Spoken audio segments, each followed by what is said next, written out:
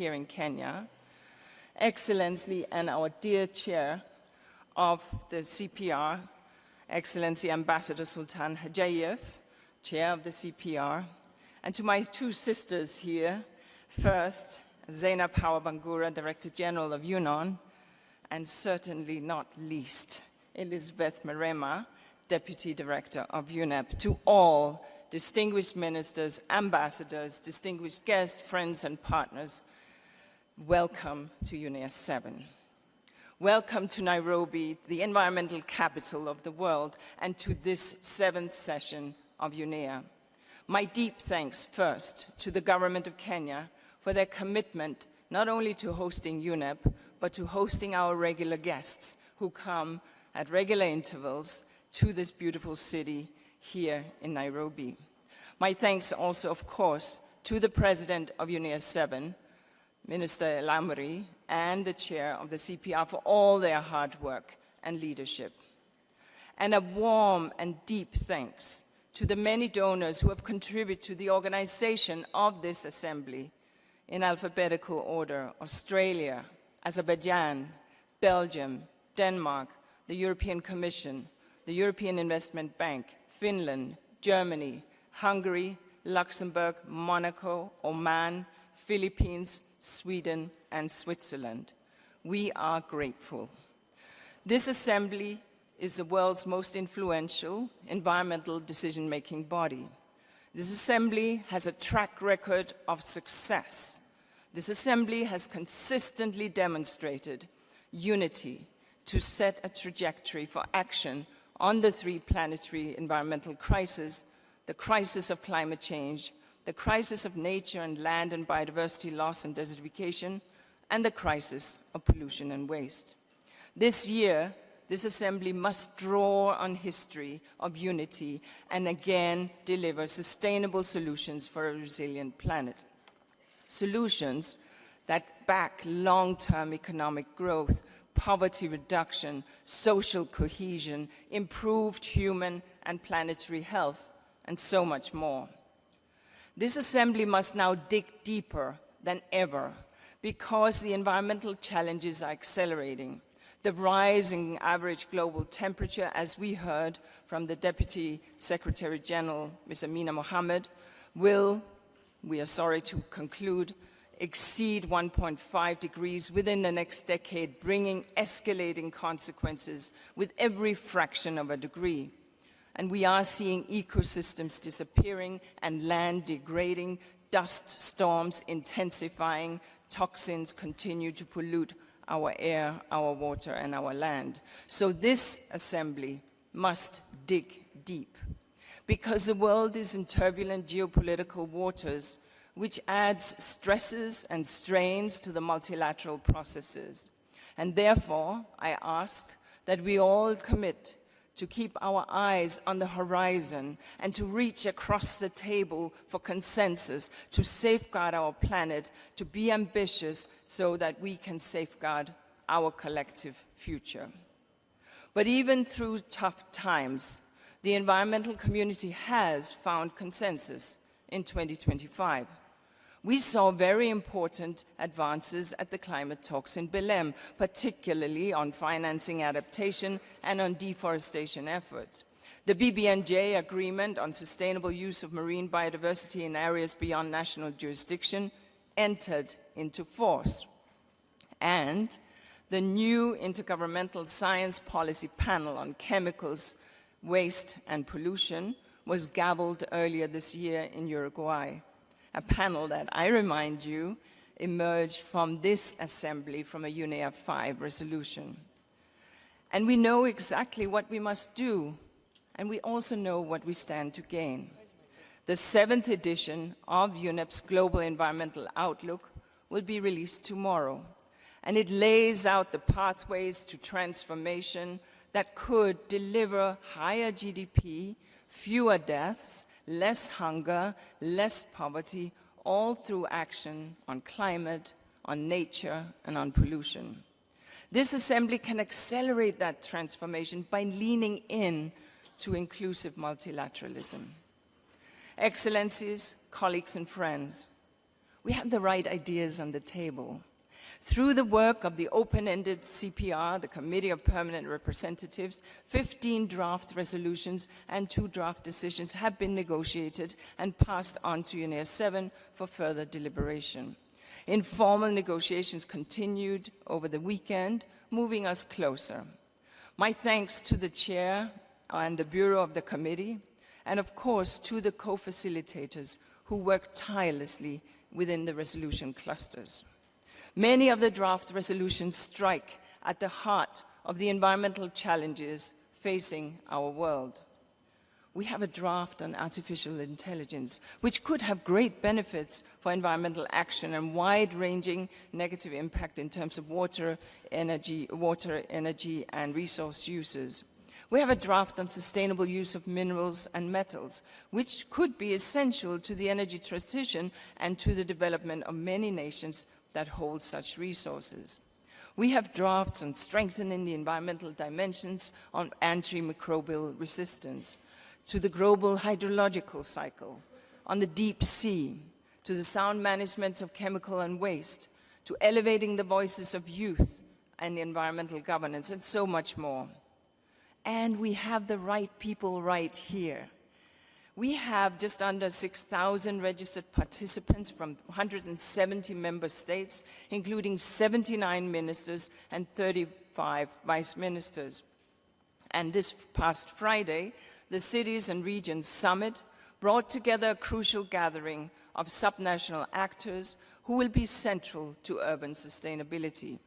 We have diverse voices feeding through the Youth Environmental Assembly and major groups and stakeholders forum, the children and youth, farmers, indigenous people, business and industry, local communities, local authorities, non-governmental organizations, the scientific and technological community, women and workers and trade unions. This is a reminder that UNEA is more than resolutions and decisions. It's a place where the world comes together, where you gather outside the negotiation halls also to bring ideas, to exchange amongst you, and to build new momentum for environmental action. Of course, this assembly must consider the context of UN80 initiative and its work streams, looking at efficiencies and improvements, the review of mandates, and possible structural changes and programmatic alignment opportunities. And in the context of the UN80 initiative, I'm very pleased that the second Multilateral Environmental Agreements Day on Wednesday will be a crucial contribution. We are seeking to promote coherence among the UNEA resolutions, but also amongst the decisions that are taken by the Multilateral Environmental Agreement governing bodies, be they hosted by UNEP or not, to strengthen the tapestry of global environmental governance, and ultimately to spark stronger, faster, and more joined-up action across the environmental challenges. Excellencies, colleagues, and friends, I know that differences can sometimes be insurmountable, but we all live on the same planet, and we all face the same challenges. If my neighbor is suffering from climate change, so am I. If my ocean is empty of fish, so is my neighbor's. If my neighbor is breathing foul air, so am I. We are all interconnected on this planet. And we all want the same thing, a better future for ourselves and for our families. The foundation stones of such a future are a stable climate, a safe and clean, sustainable environment, and a pollution-free future.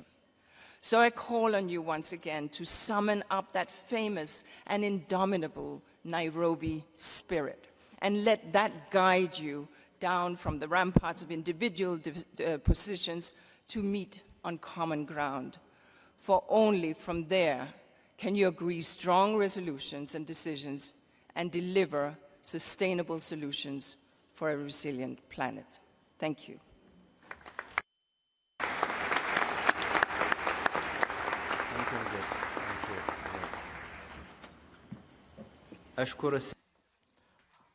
I thank Madam Anderson for her statement, and I would like to thank her for all her dedicated efforts in cooperation with UNEP Secretariat, along with her deputy, Madam Mirina, in her excellent preparations for the 7th session of the Assembly. It is now my pleasure to invite the Director General of the United Nations Office at Nairobi, Ms. Zainab Hawa Bangura, to deliver her opening statement.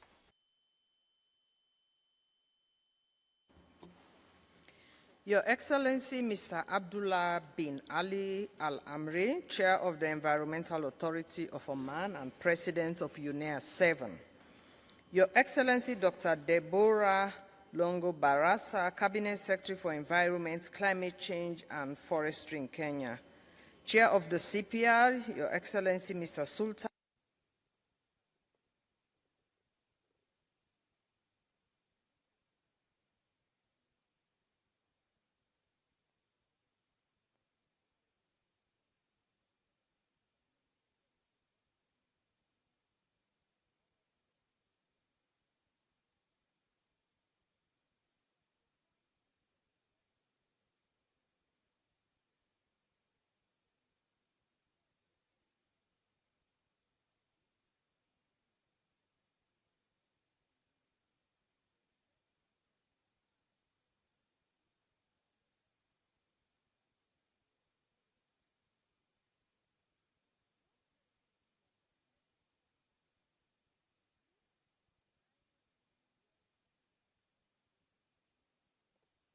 and cooperation on our shared environmental future.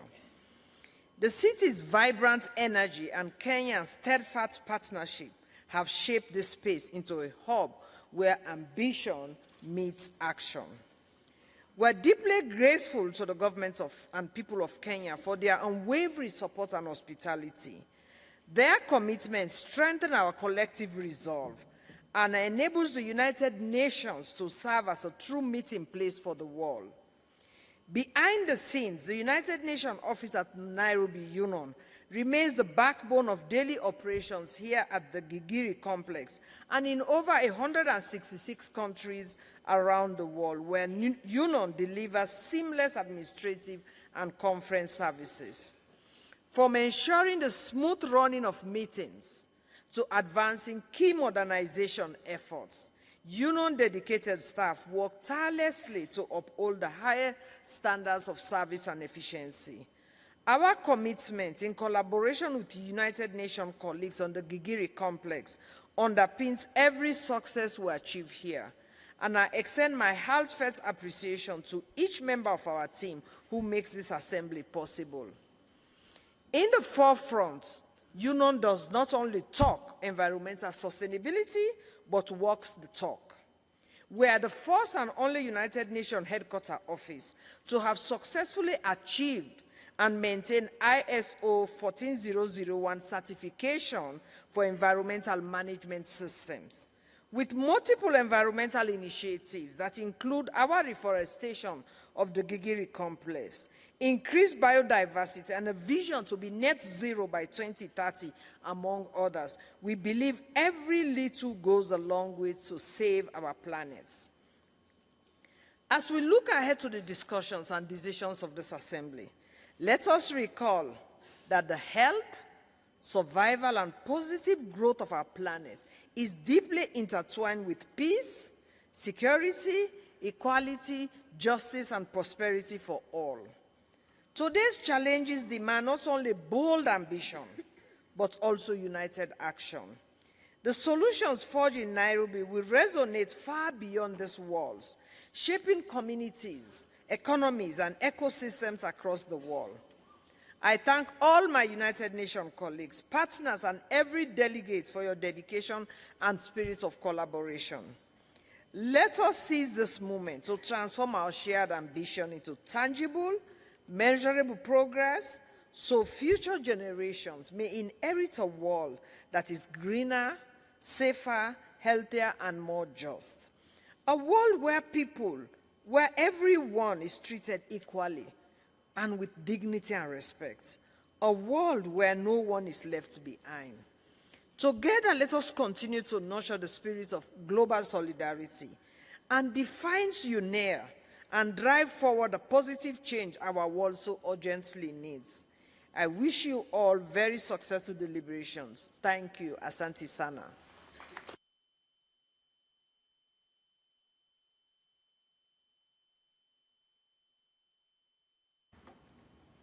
Shukran. Thank you, Ms. Bangura. May I take this opportunity to sincerely thank the United Nations office at Nairobi for the excellent cooperation and support extended for the organization of this session, including through the provision of conference services, security, facilities, logistics, and much more. It is now my honor to invite Her Excellency Deborah Molongo Barasa, Cabinet Secretary for Environment, Climate Change and Forestry of Kenya, to deliver her statement. Thank you. Your Excellency Abdullah bin Ali Al-Amri, President of the United Nations Environment Assembly and President of the Environment Authority of the Sultanate of Oman, Your Excellency Amina Mohammed, Deputy Secretary General of the United Nations, who has just joined us through video, His Excellency Mr. Sultan Hajiev, Chair, Ambassador and Permanent Representative of Azerbaijan to UNEP, Your Excellency Elizabeth Mirema, Deputy Executive Director of UNEP, Your Excellency Inga Anderson, Executive Director of UNEP, Your Excellency Zainab Hawa Bangura, Director General of the United Nations Office at Nairobi, Excellencies, Honorable Ministers, distinguished delegates, ladies and gentlemen, good morning. It is truly a great honor and a heartfelt privilege to join you all today at the opening of UNEA 7, right here in Nairobi, the vibrant city that has become a beacon for a shared environmental future. I bring warm greetings from His Excellency the President of the Republic of Kenya, Dr. William Samoei Ruto, together with the government and the people of Kenya, along with a renewed commitment to the vital work of the United Nations Environment Programme and its member states in building a safer, healthier, and more resilient planet for everyone. His Excellency, the President of the Republic of Kenya, is expected to deliver his national and welcome statement on the 11th December this year, a moment I eagerly look forward to. In the afternoon of the 11th, from 1:15 to 2:25 p.m., Kenya will be co-hosting a luncheon side event together with GGI at Mount Kilimanjaro room titled Bridging Divides, Building Solutions, Global Cooperation for a Circular Economy. This side event aims to accelerate global actions to end plastic pollution. Returning to Nairobi, the birthplace of the mandate, provides a strategic opportunity to reflect on the progress and identify pathways for collaborative solutions towards a circular economy. I welcome you all to the side event. That same evening, staying true to our cherished tradition, I will have the sincere honor of hosting you all at our country reception. It will be a wonderful occasion to share Kenya's very best. All delegates attending UNEA 7 are warmly invited. This is a highlight of the assembly. You truly won't want to miss this. Excellencies, distinguished delegates, ladies and gentlemen, we are also deeply grateful to UNEP for providing Kenyan institutions with exhibition spaces here at the venue. These exhibitions will be open throughout UNEA 7, offering you a unique glimpse into Kenya's innovation, cultural diversity, and the strengths of our various sectors. I encourage you to take some time between your sessions to explore the exhibitions and engage with the ideas, technology, and partnership that Kenya proudly presents to the world. Excellencies, distinguished delegates, ladies and gentlemen, the theme of this session, Advancing Sustainable Solutions for a Resilient Planet, speaks powerfully to the moment we find ourselves in. The time for small, cautious steps has passed. What we need now is bold, integrated, and inclusive action.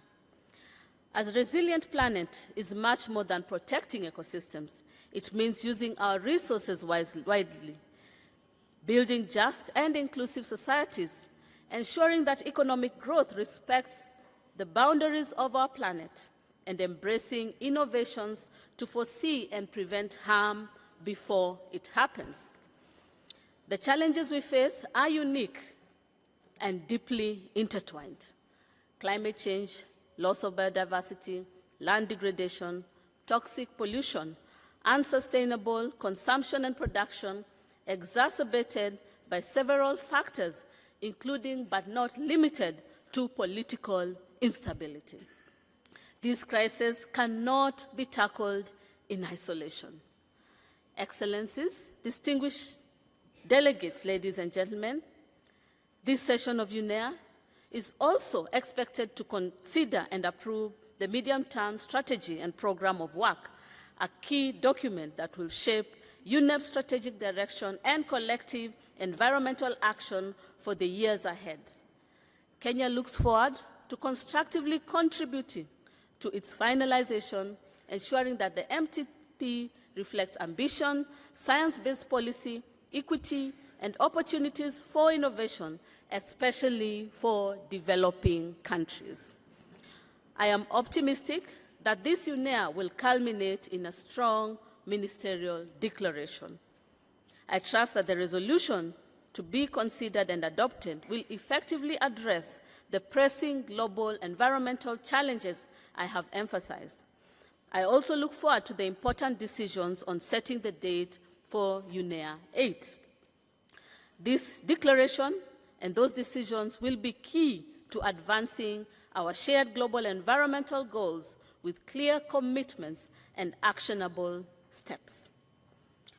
Excellencies, distinguished delegates, ladies and gentlemen, in line with the spirit of constructive multilateralism, Kenya is sponsoring 3 important resolutions and co-sponsoring 2 at this assembly, each responding to emerging global environmental challenges and reflecting areas where innovation, collaboration, and policy leadership can deliver meaningful impact.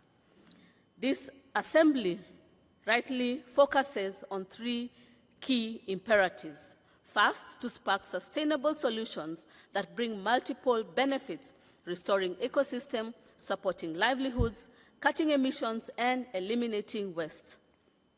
From Kenya's rural heartlands to cities around the world, we must turn hopeful ideas into real change. Second, to strengthen resilience, not just to bounce back, but to transform, to move from vulnerabilities to empowerment, from reacting to damage to preventing and regenerating.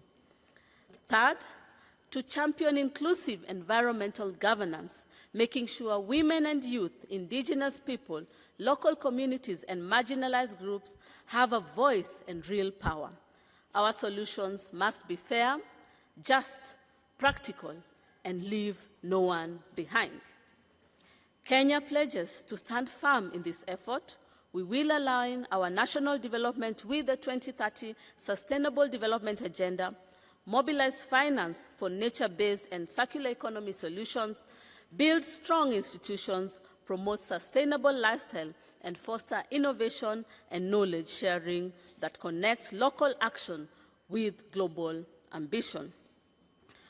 As we come together in the world's environmental home, a place where the gifts and vulnerabilities of nature are felt deeply, we offer not just our challenges, but also our solutions.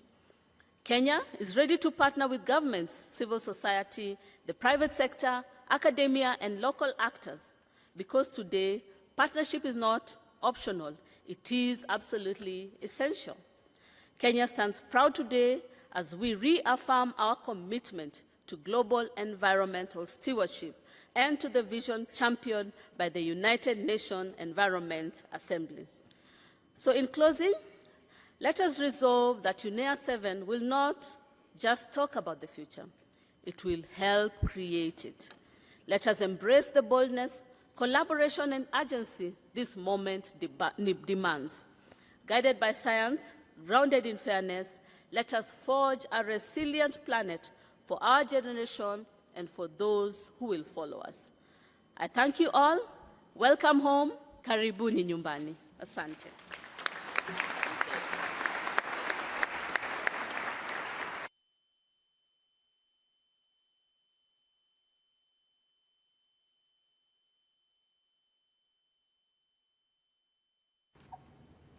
أتقدم بالشكر الجزيل لمعالي I extend my gratitude to Her Excellency, the Secretary, for being here with us today.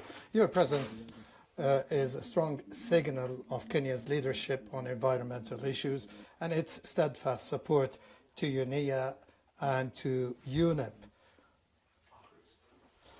Before we listen to statements, additional statements, I would like to call the Assembly first to look into item 2 of the provisional agenda, which is the adoption of the agenda and the organization of work. I would like to bring your attention to the provisional agenda in document UNEP/EA.7/1 with the annotations provided on document UNEP/EA/7/1 add.1. The provisional agenda includes items that have been proposed by the Environment Assembly in its decision 6/7. May I take it that the Assembly wishes to adopt the provisional agenda as contained in document UNEP/EA.7/1. I see no objections. It is so adopted. I would like to take this opportunity to sincerely thank the Bureau of the Environment Assembly and the Bureau of the Committee of Permanent Representatives, which have contributed to the successful preparation of the present session. I wish to acknowledge in particular the able leadership of His Excellency, brother and dear friend, Mr. Sultan Hajiev, Chair of the Committee of Permanent Representatives and the Ambassador and Permanent Representatives of Azerbaijan to UNEP. I now wish to invite you to turn your attention to the organization of work as presented in the annotated agenda contained in document UNEP/EA.7/1/add.1 and as outlined in the scenario note. In accordance with Rule 63 of the Rules of Procedure of the Environment Assembly, I would like to propose that the Assembly establish a committee of the whole open for the participation of states members of the United Nations, members of specialized agencies, including regional economic integration organizations, to assist the Assembly in the consideration of various agenda items and to finalize pending draft resolutions and decisions for adoption by the Assembly at its closing plenary meeting on Friday, December 12th. May I therefore take it that the Assembly wishes to establish a committee of the whole? Having seen no objection, it is so decided. At this stage, I would like to invite the Assembly to consider electing a chair and a rapporteur of the Committee of the Whole. For the position of the chair, the Bureau of the Assembly, with the support of the Bureau of the Committee of Permanent Representatives, has nominated Her Excellency Joel Clark, Rapporteur of UNEA and Minister of Sustainable Development, Environment, Climate Action, and Constituency Empowerment of St. Kitts and Nevis for the position of the chair. May I take it that the Assembly wishes to elect by acclamation Her Excellency Madam Joelle Clark of St. Kitts and Nevis as the chair of the Committee of the Whole? I see no objection. It is so decided. On behalf of the Assembly, I would like to congratulate Her Excellency Joelle Clark of St. Kitts and Nevis on her election as the chair of the Committee of the Whole for the 7th session of the Environment Assembly. The Bureau of the Assembly has also nominated Her Excellency Nino Tsanfili, Vice President of UNEA and First Deputy Minister of Environment Protection and Agriculture of Georgia, for the position of the rapporteur with the support of the Bureau of the Committee of the Permanent Representatives. May I take it that the Assembly wishes to elect Her Excellency Nino Tandilashvili of Georgia by acclamation as the rapporteur of the Committee of the Whole? No objection. It is so decided.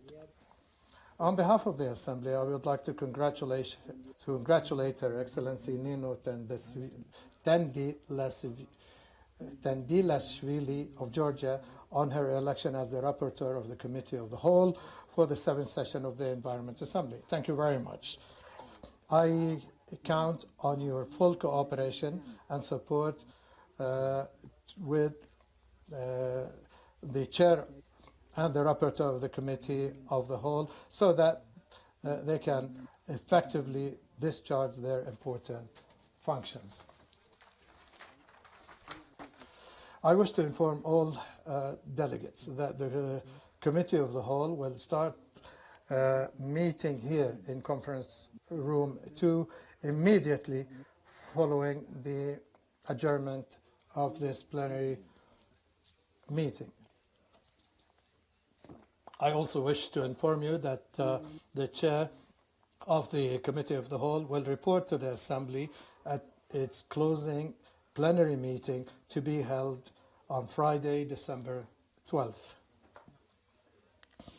Allow me now to turn the attention of the Assembly to the allocation of items on its agenda in accordance with Rule 13 of the Rules of Procedure. I propose that the Assembly allocates agenda item 5 entitled International Environmental Policy and Governance Issues, as well as item 6 of the agenda entitled Program of Work and Budget and Other Administrative and Budgetary Matters, in addition to agenda item 11 entitled Provisional Agenda, Dates and Venue of the 8th Session of the Environment Assembly, and to refer this to the Committee of the Whole. These agenda items include, under their purview, pending proposals that may require dedicated attention. By allocating these items to the Committee of the Whole, we hope to finalize the discussion of these proposals in an expeditious manner for the Assembly's consideration. May I take it that the Assembly wishes to allocate agenda items 5, 6, and 11 to the Committee of the Whole? I see no objection. It is decided. In accordance with the established practice, the Committee of the Whole may also set up contact groups as appropriate.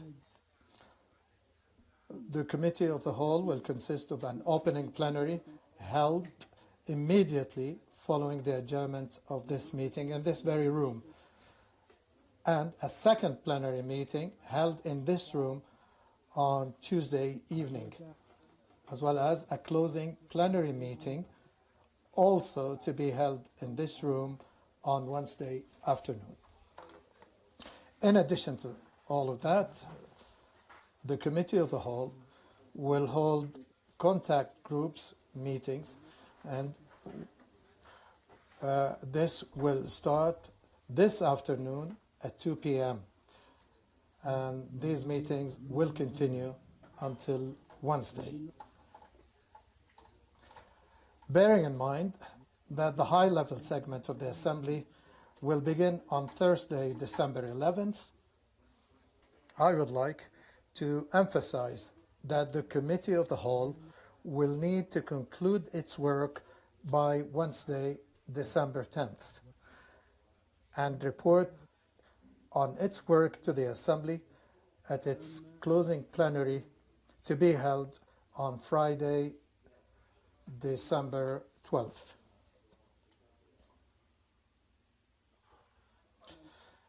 I would like now to turn to the organization of the meetings to be held on Wednesday, December 10th, which will be related to the item on cooperation with multilateral environmental agreements. The opening of the agenda item will be followed by two high-level dialogues from 10:30 a.m. to 1 p.m. and from 3 to 5 p.m. This will be followed by a concluding dialogue to be held from 5 to 6 p.m. The meetings will be held in Conference Room 1.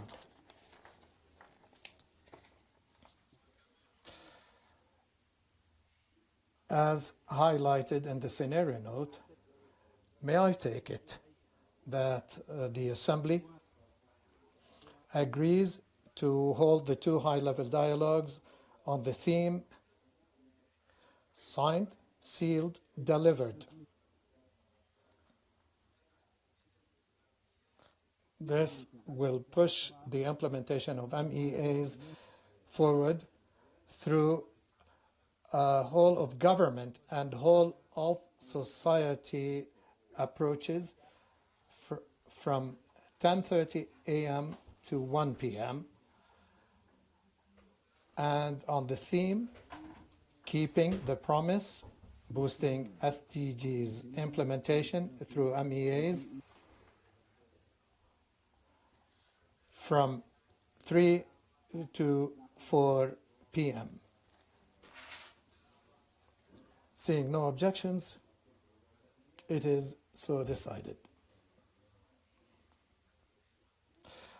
I wish to inform delegations that at 2 p.m. today, Ms. Elizabeth Maroma Mrema, Deputy Executive Director of UNEP, and I will officially open the MEA's pavilion, which is located close to the Karibuni sign. Throughout the week of UNEA 7, the pavilion will host side events and exhibitions highlighting synergies, cooperation, and collaboration among multilateral environmental agreements. It is our pleasure to invite all delegates to attend the official opening and to engage at the MEA's pavilion activities throughout the week. I now would like to turn to the organization of the high-level segment, which will be held on December 11th and 12th. The high-level segment encompasses an opening plenary meeting, national statements, including statements by heads of state, vice presidents, and heads of government, 3 leadership dialogues, a multi-stakeholder dialogue, and a closing plenary meeting. I would like to remind delegations that there will be a cultural opening of the high-level segment on Thursday before the start of the plenary meeting. Therefore, delegations are kindly requested to be seated in Conference Room 2 by 9:30 a.m. on December 11th.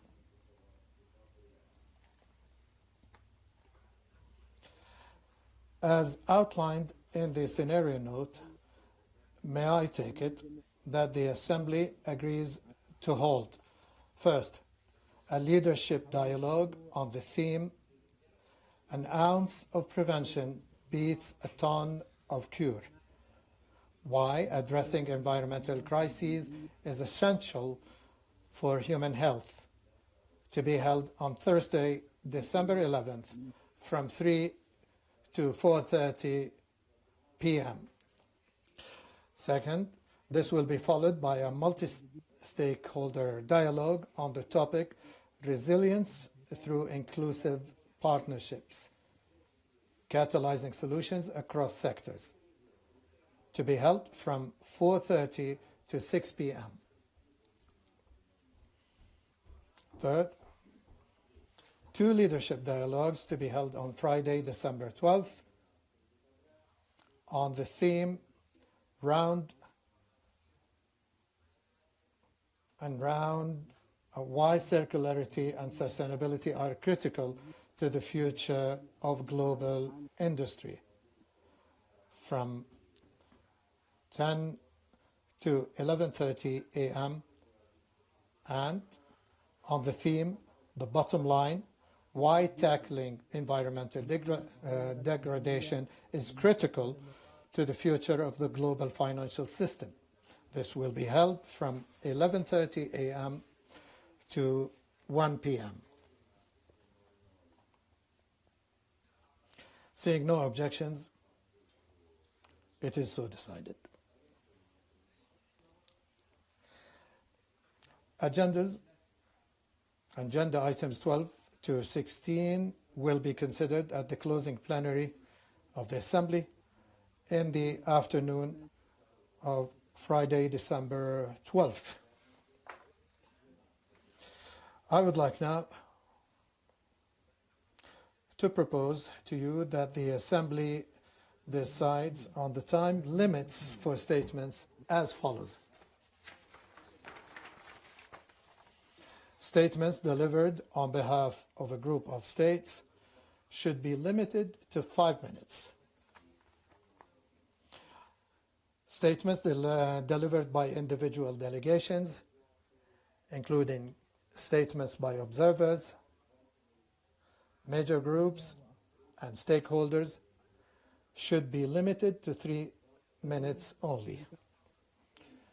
The time limit for statements in explanation of positions before action and after action on a proposal should be limited to 3 minutes. Delegations should exercise their right of reply at the end of the day whenever 2 or 3 meetings have been scheduled for that day and whenever such meetings are devoted to the consideration of the same item or before the conclusion of the consideration of a given item. The number of interventions in the exercise of the right of reply for any delegation at a given meeting should be limited to 2 per item. And the first intervention in the exercise of the right of reply for any delegation on any given item should be limited to 3 minutes. And the second intervention should be limited to 2 minutes. I hear no objection. It is so decided. Under the current agenda item on the organization of work, I would like to also invite the Assembly to take note of the following intergovernmental organizations that have been accredited to the Environment Assembly as pursuant to Rule 69 of its Rules of Procedures. First, Commission of the Convention for the Protection of the Marine Environment of the Northeast Atlantic, OSPAR Commission. Second, Consortium of International Agricultural Research Centers. Third, Permanent Secretariat of the Alpine Convention. And fourth, West African Development Bank. Having seen no objection, it is so decided. The list of accredited organizations is available on the Environmental Assembly website.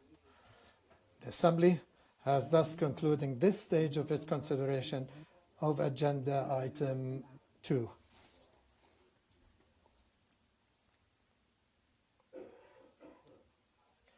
Excellencies, distinguished delegates, members of delegations, I invite the Assembly to resume its consideration of Agenda Item 1, entitled Opening of the Session.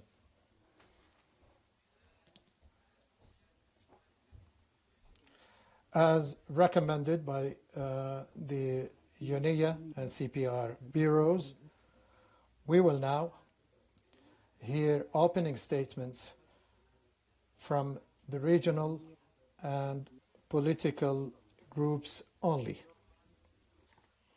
Given the time constraint, I urge delegations speaking on behalf of a group of states to please limit their statements to 5 minutes.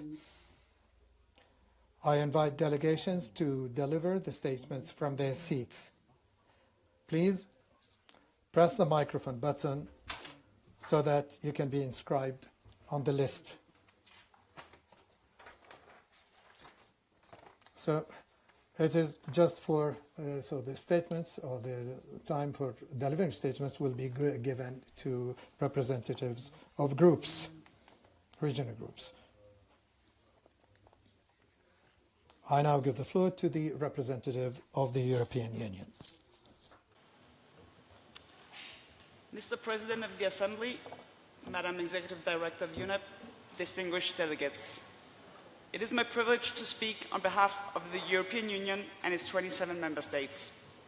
Serbia aligns itself with this statement. I would like to start by thanking you, Mr. President, and the Bureau of UNEA, the CPR, its chair, the Bureau, as well as the Executive Director and her team, for the unwavering commitment and efforts to deliver ambitious and meaningful UNEA 7 outcomes. Allow me also to thank the UN office at Nairobi and host country Kenya for the tremendous effort made in preparing for UNEA 7 and your generous hospitality, including on Jamhuri Day this Friday, your Republic Day. Since UNEA 6 last year, we have achieved significant progress in environmental multilateralism, including the establishment of a new intergovernmental science policy panel on chemicals, waste and pollution, and the High Seas Treaty reaching the required number of ratifications to enter into force. At the same time, nations continue to advance negotiations on an international legally binding agreement to end plastic pollution, an outcome that remains urgently needed.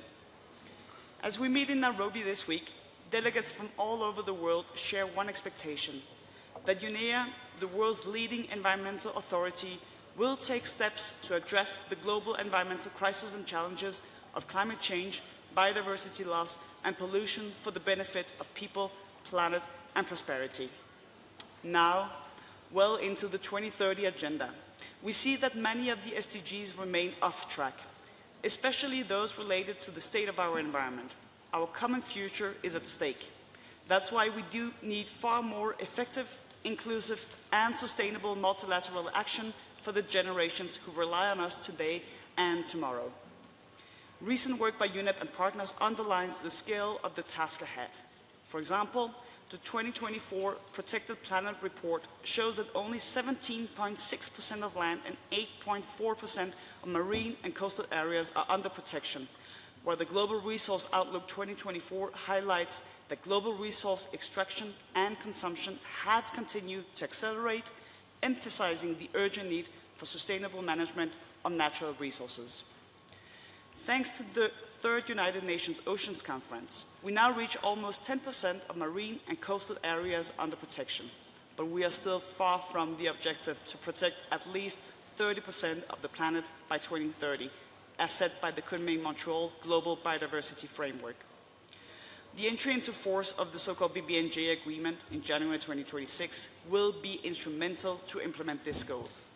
It is one of the major breakthroughs of the multilateral environmental governance since the last UNEA. Let me say this clearly. Protecting the environment does not stand at odds with economic development. Quite the opposite.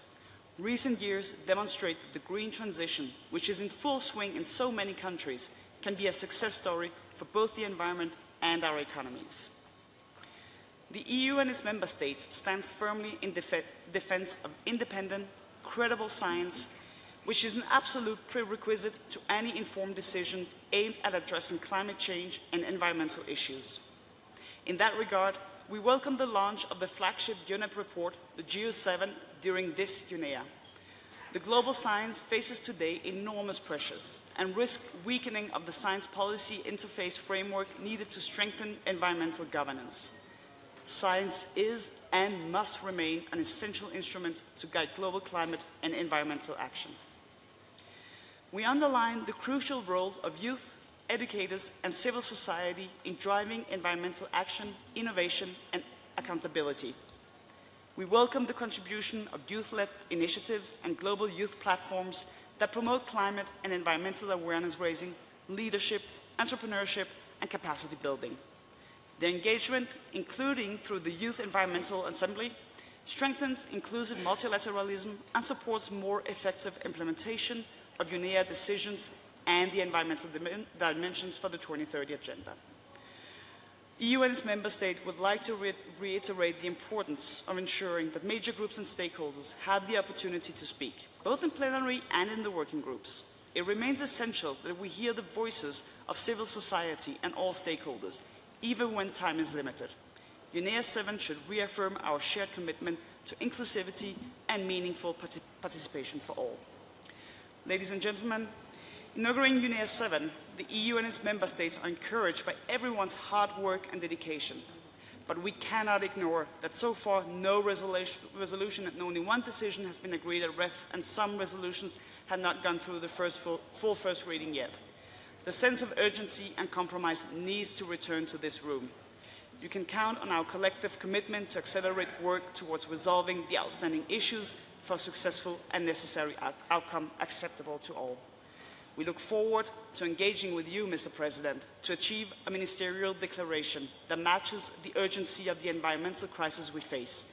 In doing so, UNEA can reinforce environmental ambition within the UN system, in line with contributing meaningfully to the implementation of the Pact for the Future and the UN 80 reform agenda, which aims to make the UN system more effective and coordinated with a focus on delivering tangible results at the country level.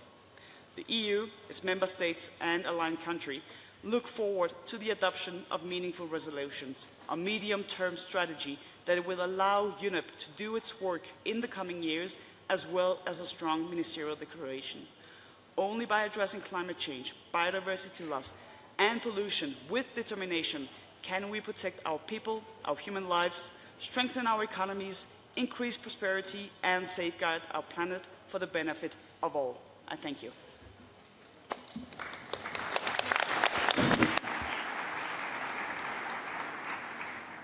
Thank you very much.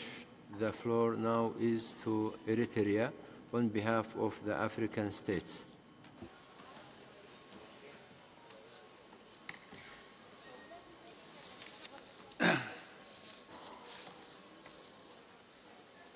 Your Excellency, Mr. Abdullah bin Ali Al-Amir, President of the Environmental Authority of the Sultanate of Oman, and Chair of UNEA 7. Honorable Cabinet Secretary Madam Bazara, Cabinet Secretary of Environmental, Climate Change and Forestry of Kenya, DG of Union, Madam Bangura, ED of UNEP, Madam Inger Anderson, Chair of OCPR, my brother, Ambassador Sultan Hajiyef, Excellencies, Ministers, Heads of Delegation, Ambassadors, High Commissioners, ladies and gentlemen, all protocol observed. I am speaking on behalf of our Chair of Africa Group, Mozambique, who kindly asked me to read the statement of Africa Group.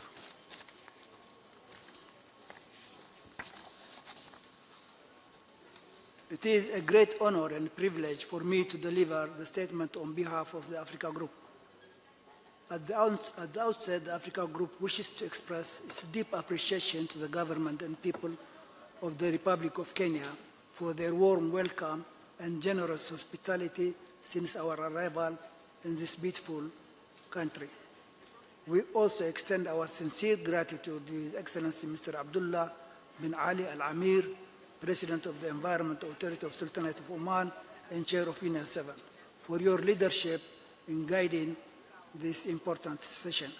Our appreciation also goes to the Executive Director of UNEP and her team for the outstanding work undertaken to support this preparation of this assembly.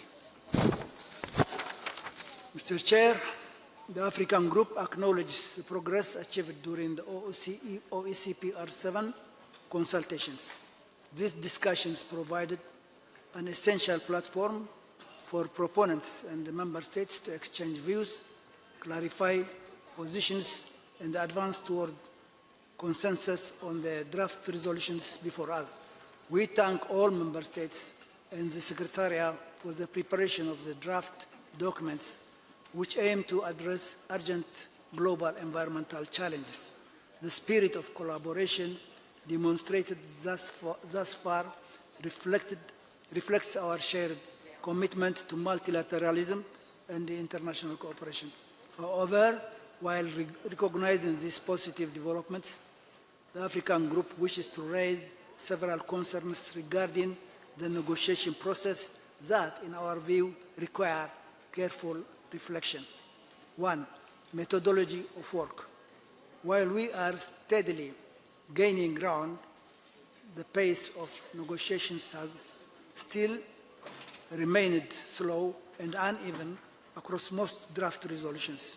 We therefore urge the Chair to explore alternative, more streamlined modalities that can facilitate efficient, result-oriented negotiations. The African Group avails itself to support the Chair and are open for consultations on how best to achieve this. 2. Acknowledgement of fundamental principles. The African Group considers it necessary to acknowledge and integrate fundamental principles that underpin multilateral environmental cooperation in outcomes of this session.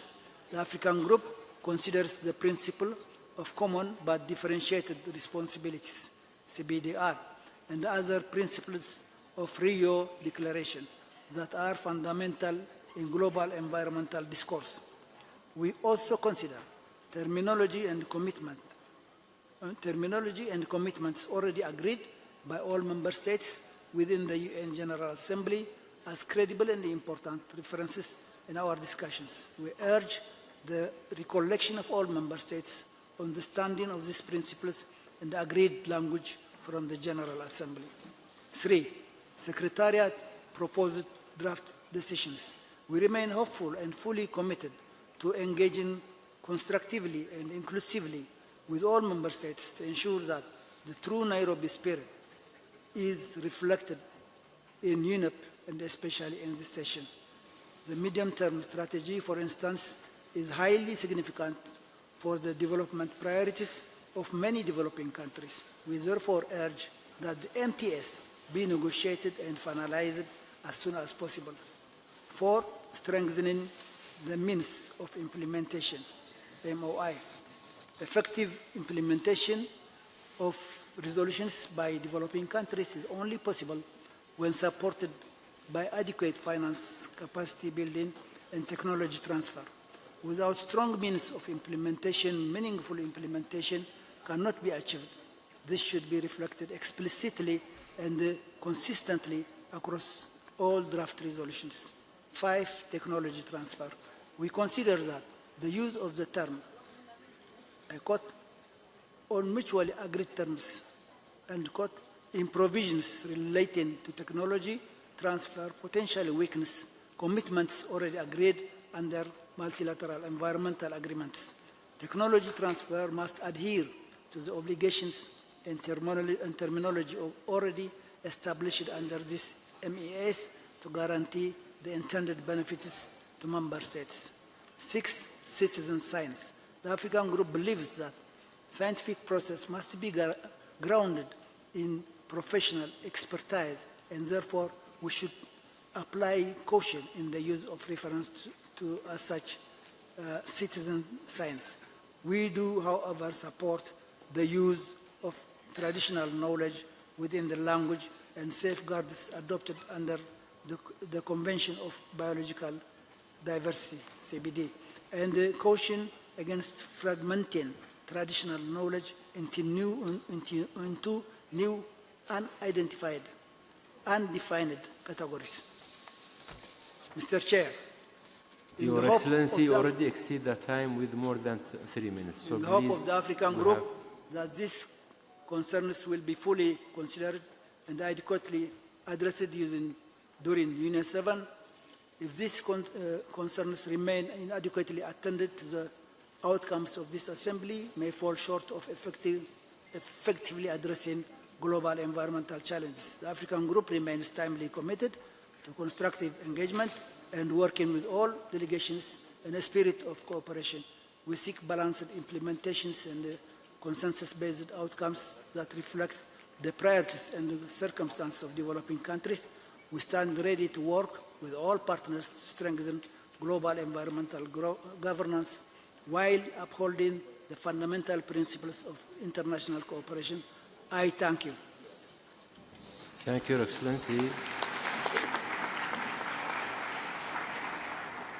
And since it's already adopted by the Assembly to given a 5-minute floor, so please, I'm calling upon all of Member States to keep their speech within the 5 minutes. Brazil, on behalf of BRICS. Thank you, Mr. President. I have the honor to take the floor on behalf of BRICS, a group that is committed to upholding multilateralism and strengthening global governance and climate in the spirit of extensive consultations, joint contributions, and shared benefits. Together, BRICS countries account for approximately 45% of the world's population and nearly 25% of Earth's land surface, and host a substantial share of planet's biodiversity, encompassing about 43% of global forest cover, more than 30% of the world's protected areas, and over 22% of its coastline. As we start our deliberation here at UNEA 7, the BRICS countries take this opportunity to reaffirm our steadfast commitment to scale up urgent action to address the challenges posed by climate change, biodiversity loss, desertification, land degradation, drought, sand and dust storms, pollution, among others. The BRICS countries reaffirm the importance of strengthening UNEP under the oversight of UNEA and the CPR as its governing bodies. They stress that UNEP must act strictly within its mandate, including in the implementation of its medium-term strategy and program of work and budget, and in its engagement with other UN entities and multilateral bodies. We also underscore that certain terms and definitions in the draft MTS 2026-29 and Program of Work 2026-27 are not intergovernmentally agreed and should not prejudge negotiations, agreements, or MEA processes. We stress the importance of enhancing cooperation and synergies among related multilateral conventions, organizations, and instruments, including the 3 Rio Conventions, in a manner respectful of their respective mandates and avoiding double counting and duplication of efforts with a view to identify common challenges, opportunities, and solutions for achieving global objectives. At the same time, we recall that eradicating poverty in all its forms and dimensions, including extreme poverty, is the greatest global challenge and indispensable requirement for sustainable development. Here in Nairobi, we must be guided by the same spirit of cooperation and solidarity that prevailed in 1992 when we adopted the Rio Declaration, one of the cornerstones of international environmental cooperation. We underscore the continued centrality of the principle of common but differentiated responsibilities, as well as the importance of supporting and accelerating the development and transfer of technology as a critical enabler of climate action. In this sense, we urge developed countries to ensure the provision of adequate, effective, predictable, timely, and accessible financial resources to developing countries, as well as to improve capacity building, development, and transfer of technology to developing countries.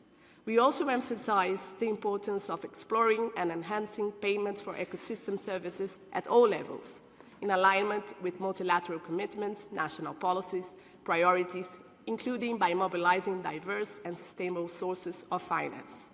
In this regard, we welcome the recent launch of the Tropical Forest Forever facility during the Berlin Climate Summit and recognize it as an innovative mechanism designed to mobilize long-term, results-based financing for tropical forest conservation. The BRICS countries underscore that the terminology indigenous peoples and local communities is agreed language in the Convention on Biological Diversity, and we express our concern with attempts to draw artificial distinctions between the two, which could create a loophole to circumvent the obligation of fair and equitable sharing of benefits arising from the use of their knowledge. Our group also takes this opportunity to recall that all measures taken to tackle climate change, biodiversity loss, and pollution, including unilateral ones, must be designed, adopted, and implemented in conformity with the principles and provision of relevant multilateral environmental and trade-related agreements, and must not constitute a means of arbitrary or unjustifiable discrimination or distinguished restriction on international trade. Thank you.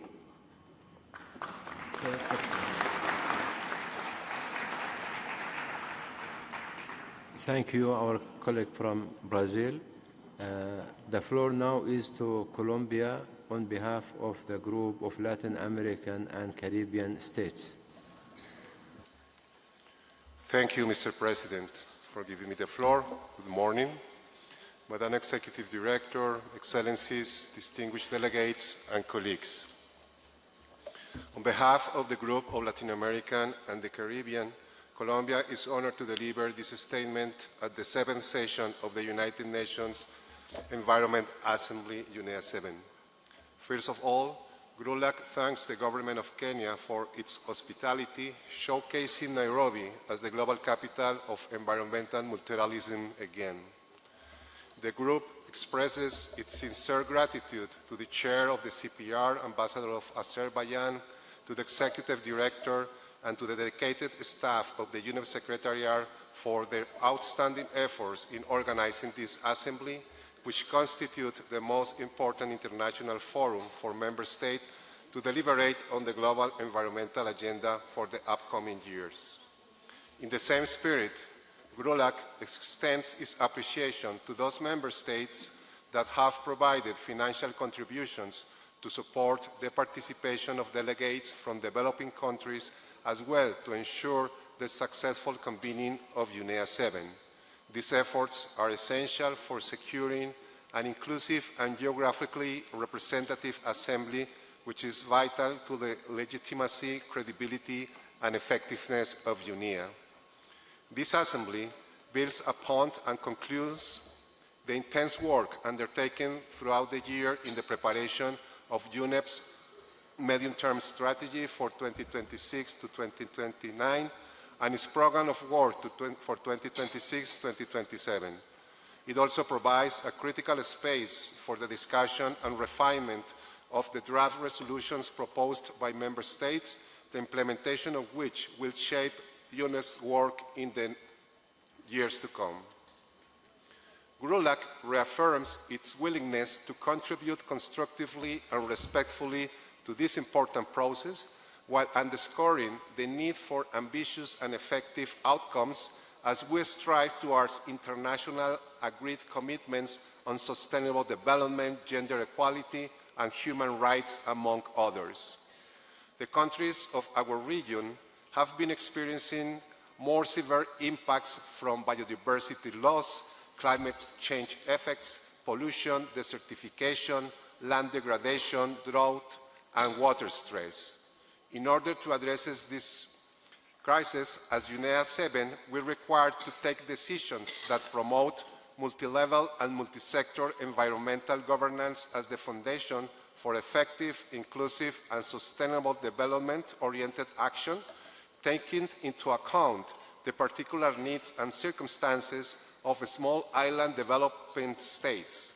And in doing so, we must ensure meaningful participation of all sectors of society, including the private sector, the scientific community, academia, indigenous people and local communities, people of African descent, and civil society.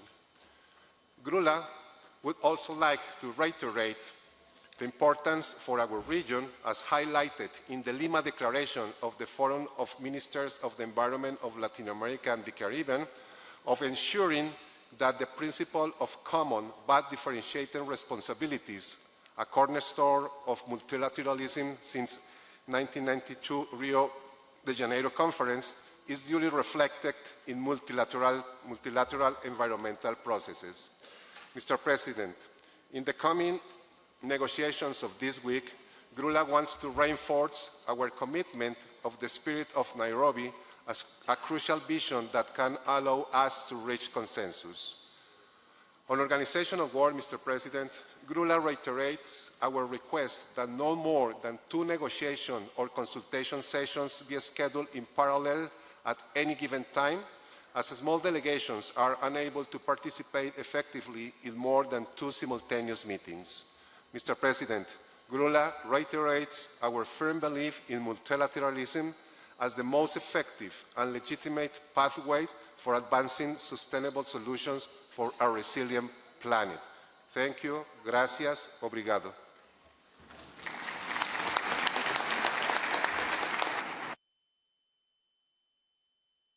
Thank you, Your Excellency.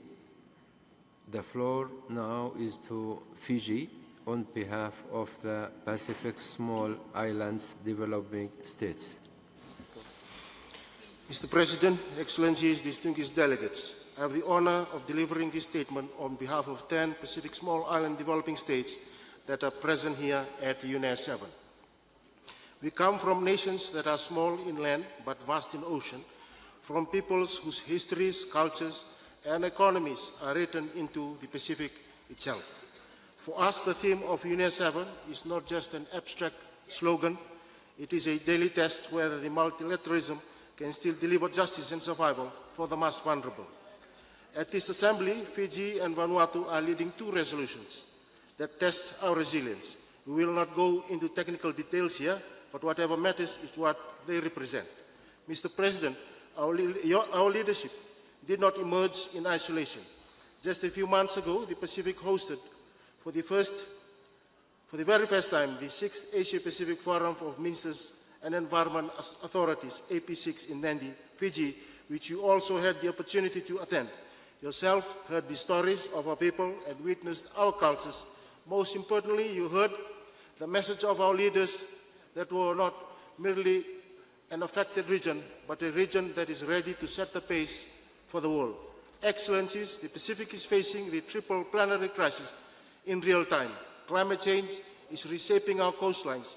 Ocean warming and acidification are degrading our fisheries and coral systems. Plastic solutions is entering our food chains and communities. Biodiversity loss is eroding the resilience that has sustained our island societies for generations. But let me be absolutely clear, the Pacific refuses to be defined by vulnerabilities alone. Across the 10 members of the PCH, we are implementing transformative changes despite the facing fiscal constraints, severe climate impacts, and escalating environment pressures. This is why UNEA 7 matters. This assembly cannot be a meeting of comforting phrases. It must be a place where decisions reflect the true scale of the crisis and where our ambition is backed by meaningful support. PCH therefore emphasizes 3 expectations from UNEA 7. First, that the ambition must be matched with resourcing. For islands on the front line, new mandates without finance, technology transfer, and implementation support do not change the lived reality of our communities. Second, we safeguard the integrity of science and multilateralism.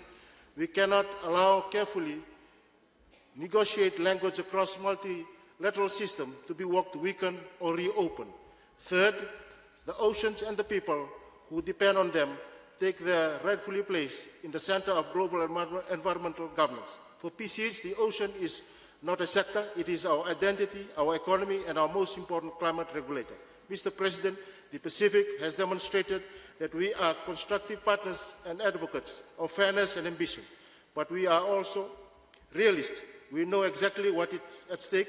Therefore, on behalf of the 14 Pacific Island developing states, I reaffirm the following. We support the outcomes that raise ambition and protect environment integrity.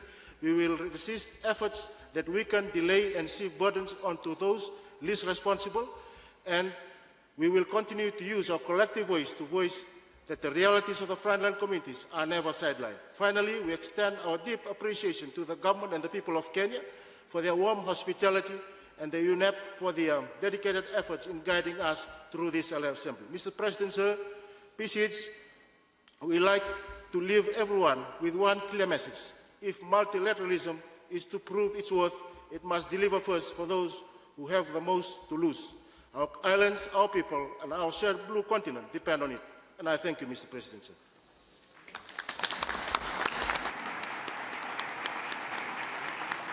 Thank you, Your Excellency. I'm thanking you also for the hospitality you provide for the Asian Pacific Geopolitical Forum I joined. So, بذلك نكون قد The Assembly has thus concluding its consideration of the representatives of the group. By this, we will have concluded item 1 of the agenda. At this stage, I invite the Assembly to consider agenda item 7, which is entitled Stakeholder Engagement, so that we can hear opening statements that will be delivered by the major groups and stakeholders. And bearing in mind that the Bureau adopted in its meeting a decision to give the floor to one representative of the major groups on behalf of all major groups, and bearing in mind that since yesterday they asked to deliver individual statements justifying that it is according to our past procedure of the past General Assembly that stakeholder as well as major groups representatives be given the floor individually. Therefore, I personally asked the Assembly to show generosity and understanding to allow major groups to make individual statements. Having heard no objection, I would like to thank the Assembly for having agreed to this. I would like to ask each of the 9 major groups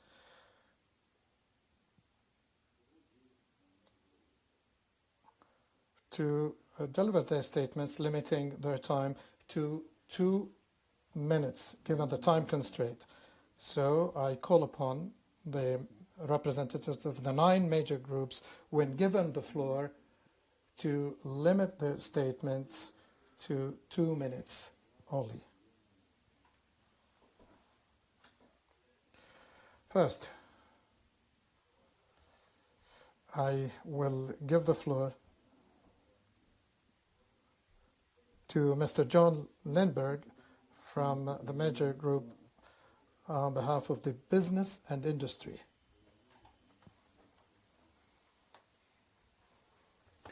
Excellencies, colleagues and friends, I'm delivering this statement on behalf of the Business and Industry Major Group, representing businesses of all sizes and sectors from across all corners of the world. True multilateralism is the art of partnerships and co-creation where all stake and rights holders, including the major groups, create common solutions for common problems. We all have a legitimate role to play, and these spaces must be respected. Many of us are fellow participants in the many multilateral processes that take place concurrently. And in the business and industry community, we recognize that we talk often about the same issues to the same people, only in new locations.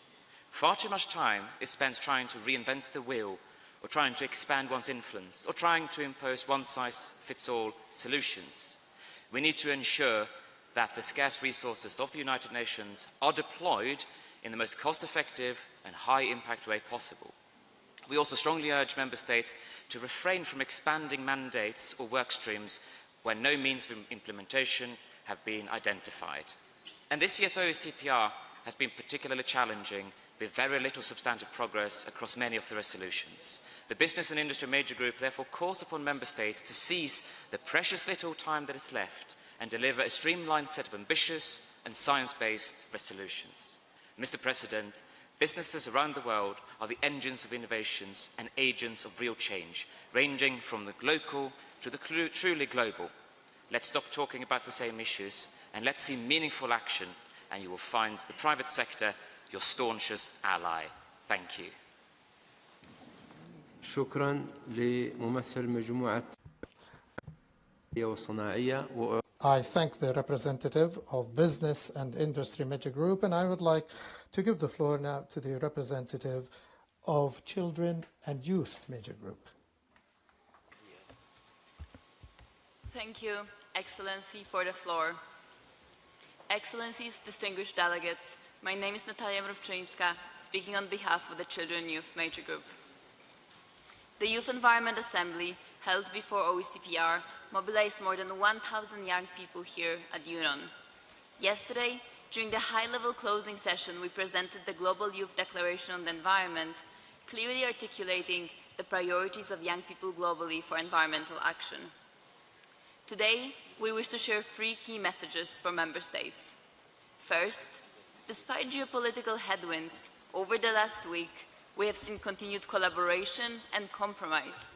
We urge delegations to continue in this spirit and take this opportunity to reaffirm that multilateralism can still deliver meaningful outcomes. Second, the resolutions under discussion have real potential to strengthen global environmental governance. We urge Member States to take this opportunity to design a more coherent, transparent, and inclusive system that delivers truly systemic solutions to today's crises. In this regard, we welcome progress by Member States on the Children and Youth Resolution tabled by Sri Lanka. Lastly, we must work collaboratively to safeguard the space for civil society and stakeholders. We call on contact group co-chairs to allow sufficient space for major group interventions and encourage Member States to continue engaging civil society in a constructive dialogue. This is a critical part of a successful UNEA. Excellencies, distinguished delegates, the window for action is narrowing rapidly. The Children and Youth Major Group call on Member States to fulfill your commitment to current and future generations. The world is watching. Thank you.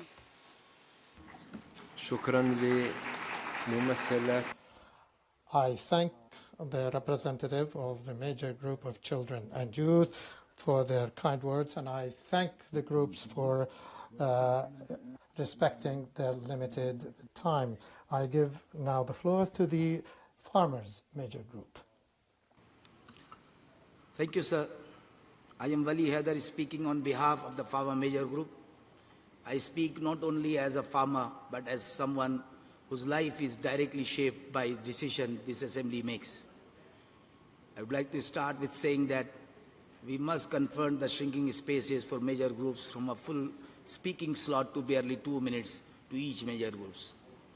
The Farmer Major Group will not accept a precedence where those who feed the world are reduced to silence while decisions about our lives are made without us.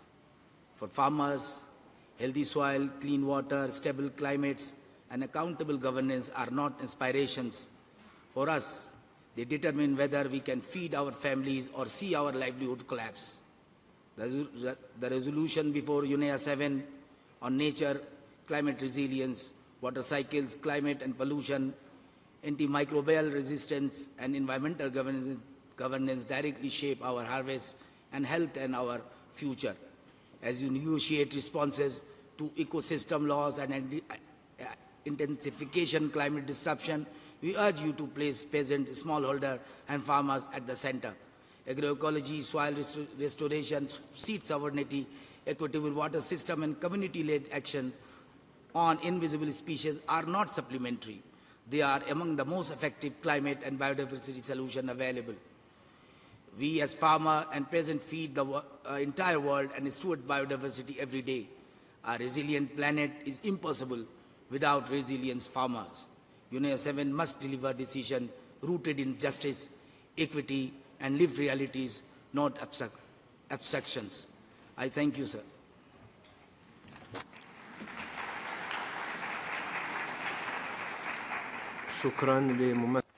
I thank the representative of Farmers Major Group. I now give the floor to the representative of Indigenous People Major Group. Thank you, Chair, for the floor. My name is Chananin from Ingigua Territory in Mexico.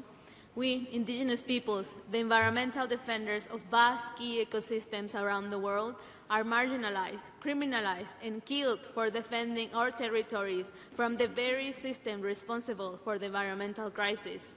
We denounce that these negotiation rooms are failing us and the world by continuing to enable mechanisms that are favoring that colonial and extractivist system that sees people and nature as a resource that can be exploited, violated, and sold for profit. This process continues to lower the bar on well-established international law that protects the rights of indigenous peoples. We demand that our rights as indigenous peoples, including our fundamental rights to self-determination and to free, prior, and informed consent, be upheld in all UNEA 7 processes and decisions consistent with the United Nations Declaration on the Rights of Indigenous Peoples. It is essential that indigenous peoples and our knowledge systems, sciences, and practices are leading in all decisions affecting our ancestral territories, and that environment defenders are protected. We are rights holders, not stakeholders, and must not be conflated with civil society groups. UNEP must fully support participation of indigenous peoples, women, LGBTQ+, children and youth, farmers, and persons with disabilities.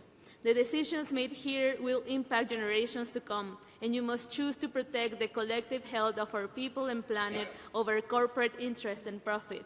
We acknowledge those member states that champion our rights and join our fight to protect the Earth and its peoples. Finally, as protectors of the life that remains on Earth and as our right to self-determination affirms, in any decision affecting our lands, bodies, and environment, we must be supported to lead in determining and implementing solutions to environmental challenges to end the pollution and exploitation of the Earth once and for all. Thank you.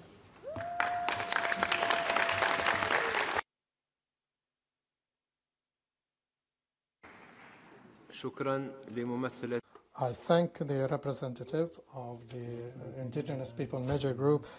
I now give the floor to the representative of local authorities. Representative. Mr. President, Excellencies, distinguished delegates, colleagues. So on behalf of the Local Authorities Major Group, true multilateralism is the art of partnerships and co-creation where all stakeholders and right holders, including major groups, create common solutions for common problems. We all have a legitimate role to play, and these spaces must be respected. Friday's Cities and Regions Summit demonstrated something unmistakable. Around the world, cities, regions, and local governments are not only living the triple planetary crisis, they are also driving the solutions every day. We will hear more about the summit from the Mayor of Adu City shortly. Allow me to share the 4 core messages that our constituency brings to UNEA 7. First, we urge Member States to institutionalize multi-level environmental governance. Implementation is strongest when all levels of government design, deliver, and monitor commitments together. As our recommendations underline, multi-level governance in all phases from design to implementation to monitoring must also be reflected in UNEA resolution clusters, including these addressing MEAs, which in order to succeed need to include the local and regional level. We call for stronger recognition of subnational diplomacy. Cities, regions can accelerate implementation of multilateral environmental agreements and connect global goals with territorial realities with sovereign systems. Second, we call for a reform of the global financial architecture to localize environmental action. This means long-term, predictable, and equitable financing, direct access for cities and regions to global funds and markets. Third, we must integrate climate, nature, environment, and people through place-based action. Our territories show every day that environmental justice and social inclusion are inseparable. Fourth, UNEA 7 must advance a people-centered and just transition. Excellencies, these 4 priorities are not abstract commitments. They emerge from real communities, from territories that are innovating every day. Our message is clear. UNEA 7 must be a turning point from commitment to capability, from fragmentation to cooperation, and from pilot projects to systemic transformation. Thank you very much.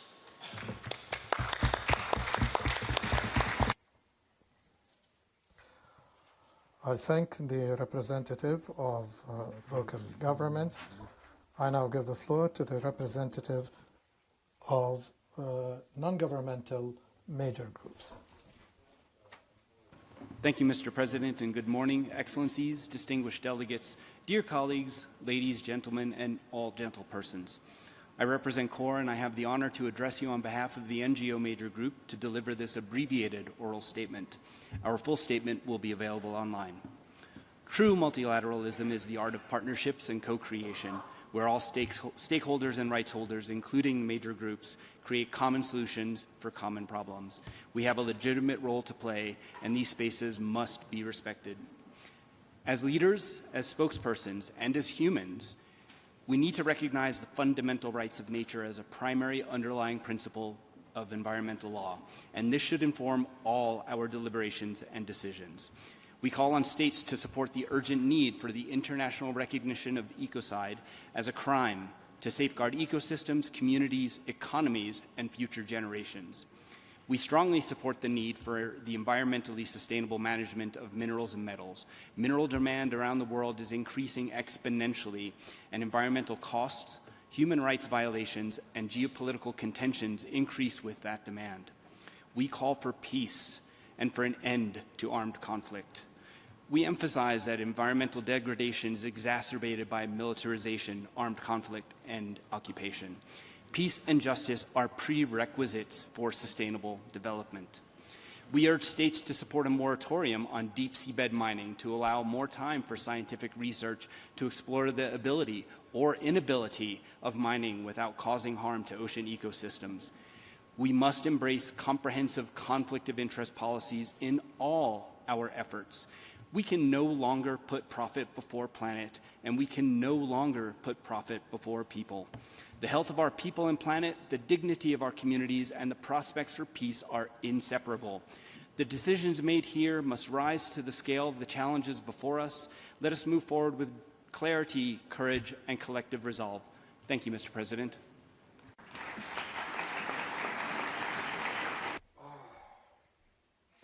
Thank you. I thank the representative of the non-governmental major groups. I now give the floor to the representative of scientific and technological major group. Thank you, Mr. President, for giving me the floor. My name is Dr. Camilla Alexander-White, and I'm speaking on behalf of the Scientific and Technological Communities Major Group.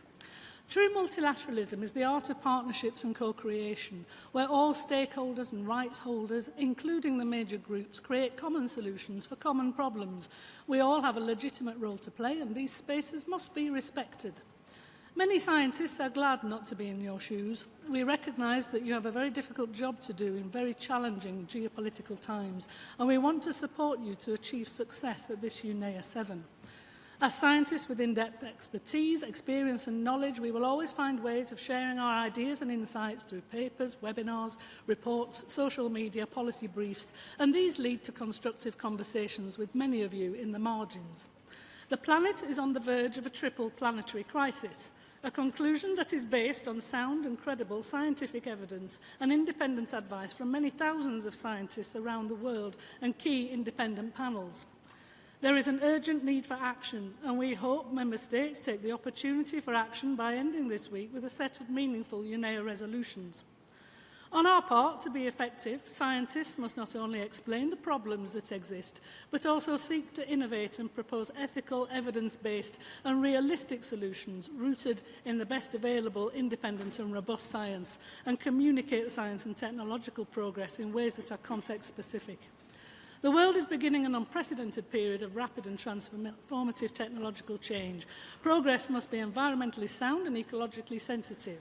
The embedding of artificial intelligence in society, particularly generative AI, is touching on all our lives and running way ahead of good governance. Citizen science also has an important contribution to make, as mobile technologies have, in effect, provided every individual with the capacity to monitor their local environment. We've observed this last week that many Member States are not supportive of citizen science. The field will grow rapidly, and our concern is that some governments will be left behind. That concludes our statement, and thank you for giving me the floor.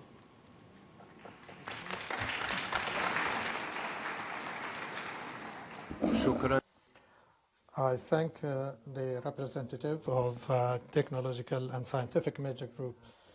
I now give the floor to the representative of Women Major Group. Thank you, Chair, for the floor. My name is Teresia Gitao, speaking on behalf of the Women's Major Group. We are concerned about the shrinking space for stakeholder engagement within UNEA. We call on all member states and contact group co-chairs to allow sufficient space for major group interventions and encourage member states to continue engaging civil society in a constructive dialogue. As well, we note with concern the increasing absence of language agreed upon in SDG 5 on gender equality and empowerment of all women and girls. We demand negotiators to include this language in all of the UNEA 7 resolutions. The Women's Major Group firmly rejects any allegation that financing gender equality takes away from environmental action. Women's health and planetary health are inseparable. We stand at the front line of environmental change, consequences of war, and carry the weight of our communities, the wisdom of our tradition, and the urgency of our futures. We demand not only the seat at the table, but the power to shape the decisions that impact our bodies, our lands, and our lives. We call on all member states to uphold the rights of half of humanity, because once women's health is compromised, it compromises not only the well-being, but the existence of the future generations. We urge you to take your responsibilities and ensure transparent and accountable and global environmental governance. Our first women environmentalists.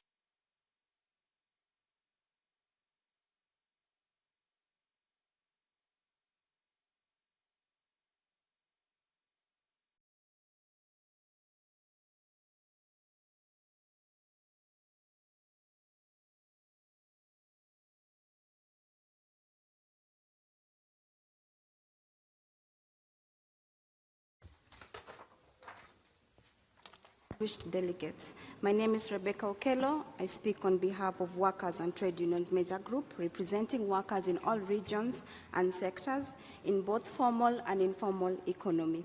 We are very concerned by the shrinking space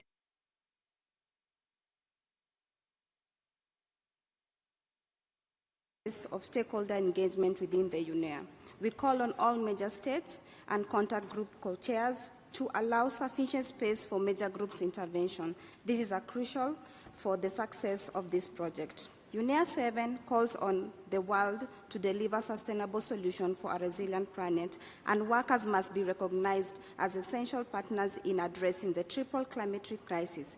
For workers, climate change, biodiversity loss, and pollution are lived realities. Heat stress is costing life, coral bleaching and ocean degradation are destroying livelihoods. Too many workers are daily exposed to hazardous chemicals. The triple climatic crisis is not only an environmental emergency, it's also a labor and social justice emergency. After 1 week of negotiation, we see that workers' fundamental rights, decent work, occupational safety and health are completely absent. We regret this profoundly and hope you can put this right this week. Environmental policies cannot be treated as technical exercise, disconnecting from people. It must be grounded on social dialogue, collective bargaining, and investment in green jobs and skills. A resilient planet depends on healthy, safe, and empowered workers that have their fundamental rights protected. Thank you.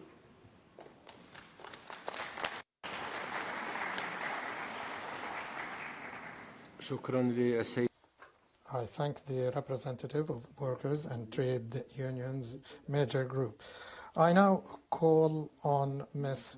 Shinki Bellino to deliver a joint statement on behalf of the regional facilitators of the major groups and stakeholders. Mr. President, this UNEA 7 must be remembered as the moment we empowered every community to build a safe, healthy, and resilient future. This assembly must reaffirm that meaningful engagement of major groups and stakeholders and the broader civil society is essential to strengthening environmental governance. The theme of UNEA 7, Advancing Sustainable Solutions for a Resilient Planet, reminds us that the resilience depends on empowered communities, healthy ecosystems, and strong science-based environmental governance. Armed conflicts, mass displacement, destructive and unsustainable extraction, and shrinking civic space further intensify these vulnerabilities. Despite this intersecting crisis, civil society continues to show courage and leadership, protecting nature and advancing peace and driving community-led solutions. We urge member states to match this determination with decisive action across 7 priority areas.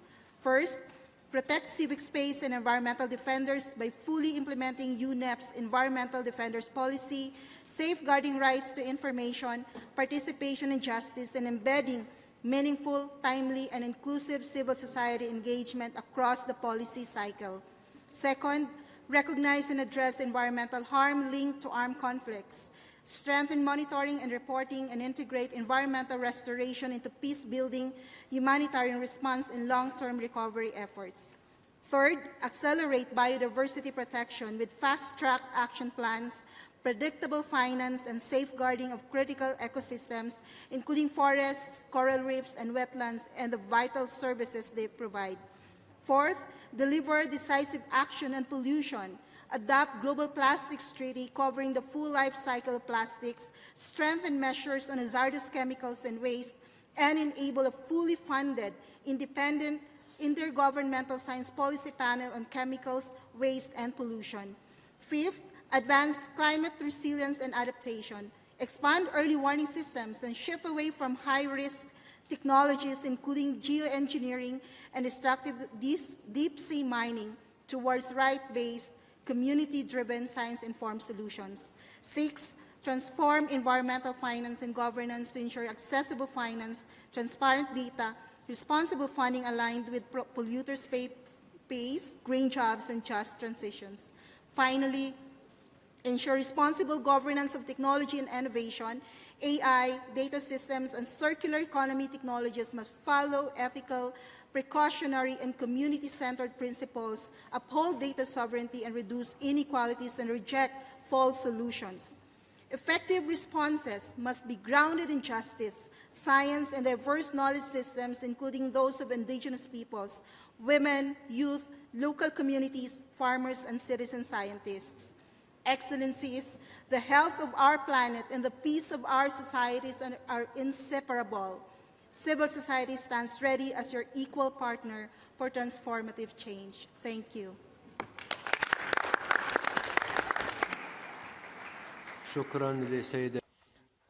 I thank the representative of the regional facilitators of major groups and stakeholders. Last but not least, I would like to call Mr. Ali Nizar, Mayor of Adu City from the Maldives and the rapporteur of the UNEA 7 Cities and Regions Summit, to briefly share the key messages from this summit. Bismillah ar-Rahman ar-Rahim, Excellencies, distinguished delegates, colleagues, ladies and gentlemen. Assalamu alaikum, a very good morning to you all. It is my honor to report back to the outcome of the UNEA 7 Cities and Regions Summit held last Friday here in Nairobi. In an open and constructive dialogue with member states, representatives of local and regional governments and experts discuss issues that affect all levels of government, including sustainable resources management, green finance, climate mitigation, and adaptation. Participants agree that the whole of government approach supported by a strong multilateral and multi-level framework is essential to address the triple planetary crisis. Throughout the summit, we share challenges and solutions from the ground, showing that local leadership is one of the most powerful levers to the advanced global resilience. As the mayor of a city in a small island state, vulnerable for any change on climate, I cannot overstate the urgency to accelerate action. The world is interconnected, and every life or dollar lost from climate impacts in any locality ultimately impacts the world. The summit's main takeaway is clear.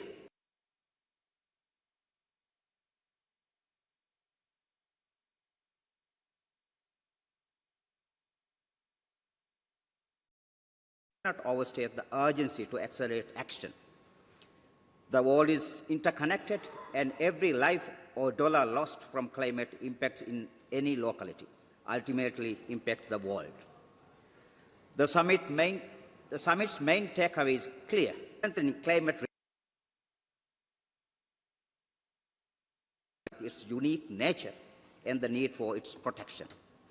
Second, multi-level governance is essential. Recognizing local and regional governments within the international and local climate, land, and biodiversity frameworks and ensuring their participation strengthens implementation. Rio Convention are citing cities and regions as key actors. We also have COP30, BELEM, policy packages, and other providing cities and regions with the right tools, data, and support to turn their ambitions into action. Third, access to local finance is the key in unlocking action. Cities face a mismatch between responsibilities and physical space.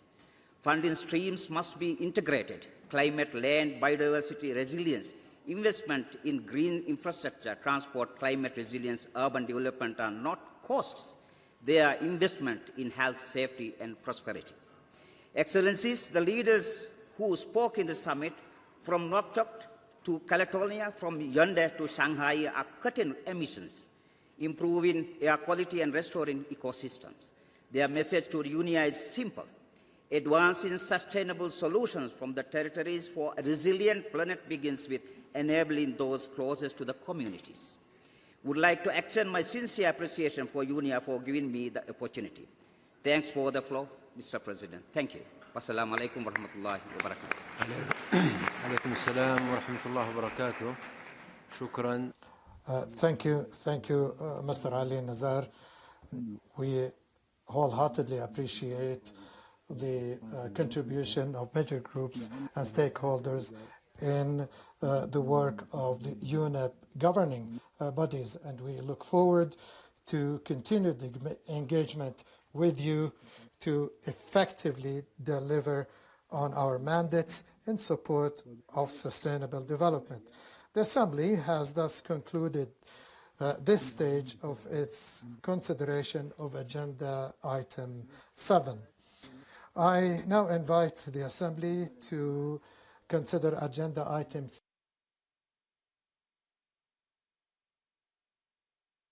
3, entitled Credentials of Representatives. In consultation with the Bureau of the Assembly, it is recommended that we defer the consideration of this item to the plenary meeting to be held on Thursday afternoon, December 11th, to allow sufficient time for the Bureau to examine the credentials of representatives and to submit its report to the Assembly for adoption. I see no objection. It is so decided. For those delegations that have not yet done so, to please submit their credentials at the Badging Center until close of business tomorrow, Tuesday, December 9th.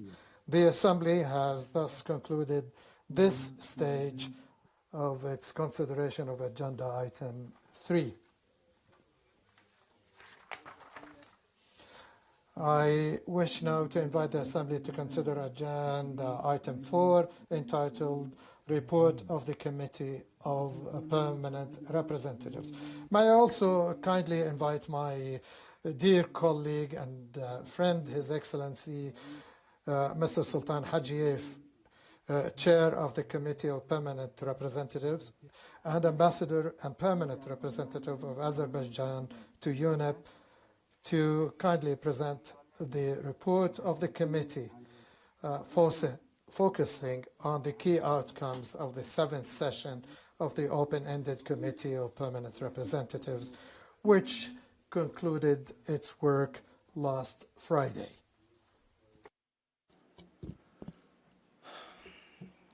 Good morning.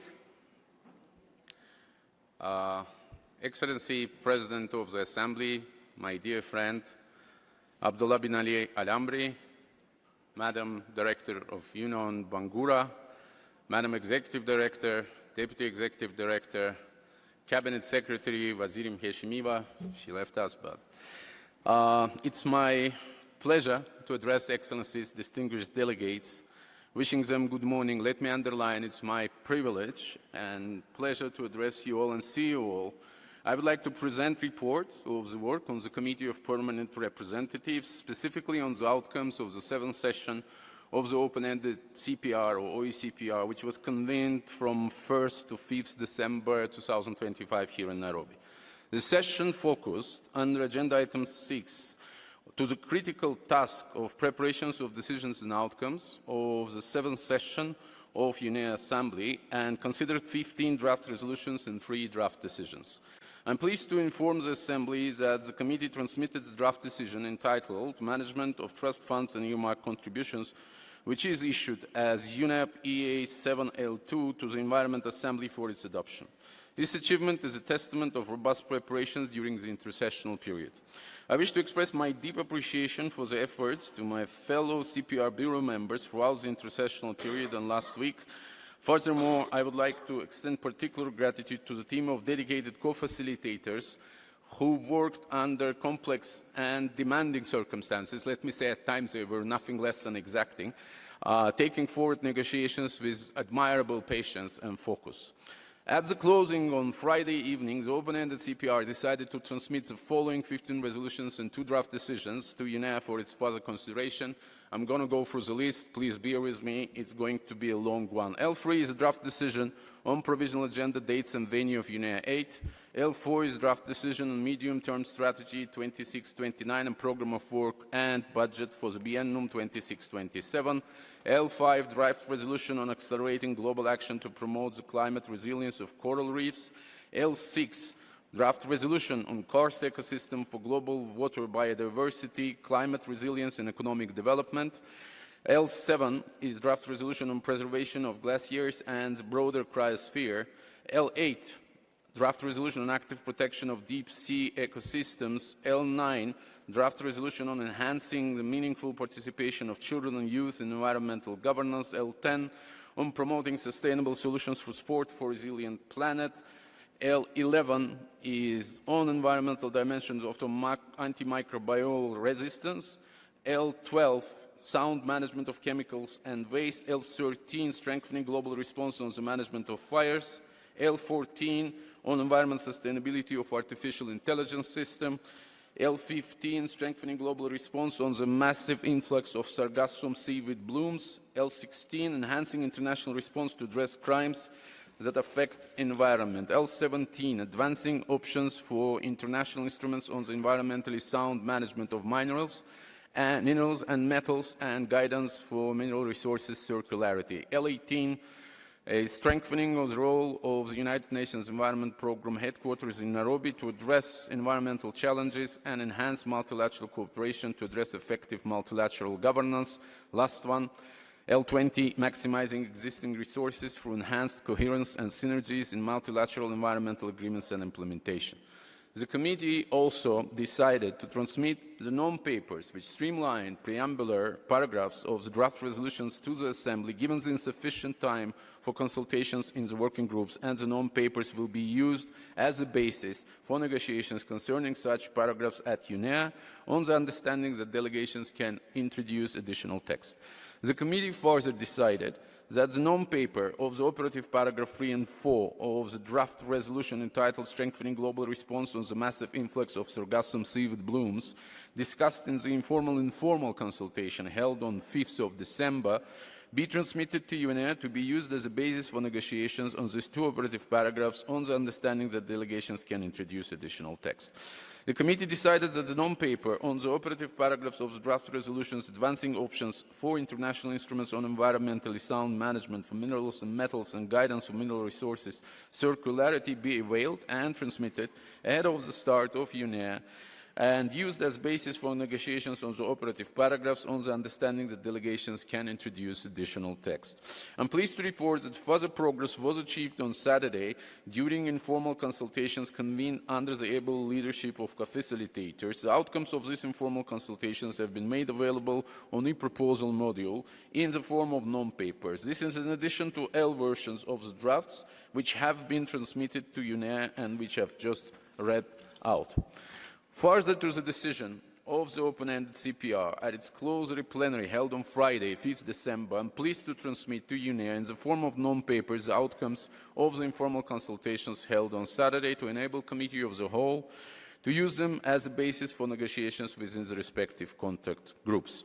I hope to see a significant number of drafts agreed at the closing plenary of Assembly, and I would like to recognize important leadership of the President of UNEA and thank you, Excellency, and your team for the outstanding work and commitment in delivering ambitious and impactful UNEA. Let me also mention, as Chair of CPR, but also representative of the country which hosted COP on 29 and will be hosting World Urban Forum next year, where environment agenda will be high. This is something that I've seen, this is something that I've observed during negotiation process. It's really crucial for us to work together. It's also important for us to walk together. During one of the OECPR sessions here last week, I've invoked Swahili wisdom, which basically refers to the fact that if someone wants to go fast, he can go alone. If someone wants to go far, he needs to walk together. Let me emphasize once again, we need to work together, we need to walk together if we want to arrive at something at the end of this week in Nairobi.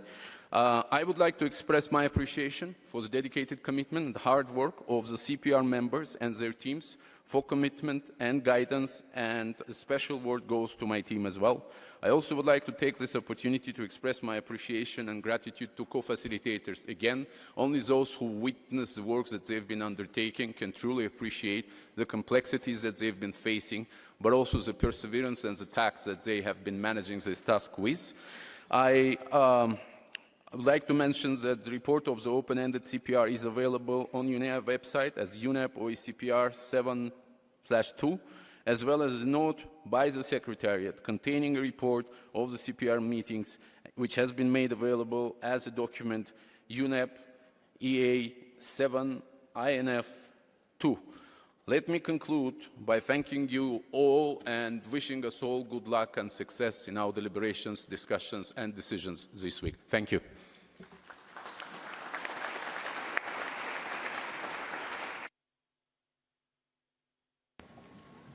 شكرا جزيلا سعادة رئيس لجنة المندوبين الدائمين.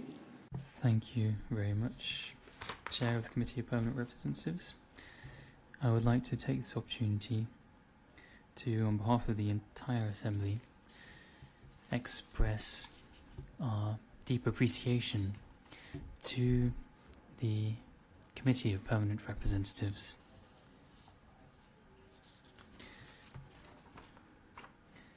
To the Vice President Tincopa of Peru, Her Excellency Marie Charlotte of the Philippines, and His Excellency Anwar Ben Youssef of Tunisia, as well as the Rapporteur, Her Excellency Jenny Darin of Australia.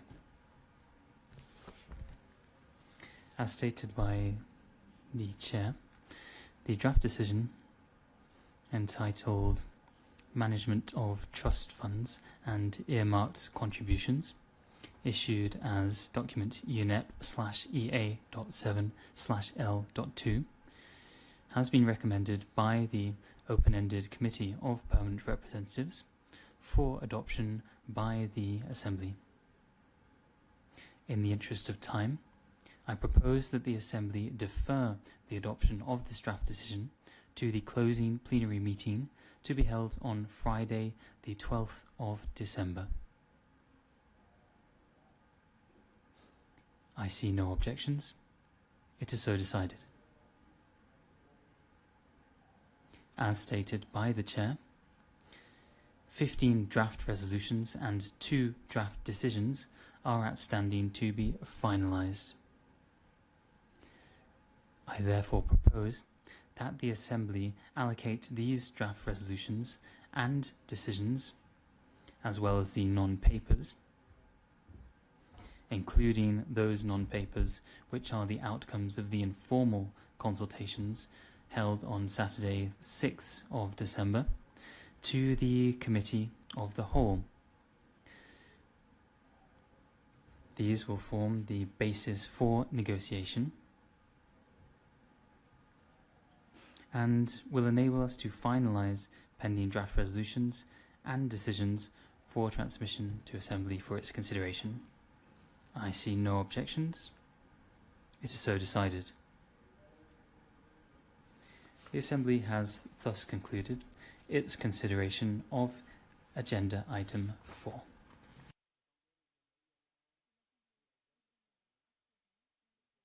The Assembly will now consider Agenda Item 8. Contributions to meetings of the High-Level Political Forum on Sustainable Development and implementation of the environmental dimension of the 2030 Agenda for Sustainable Development.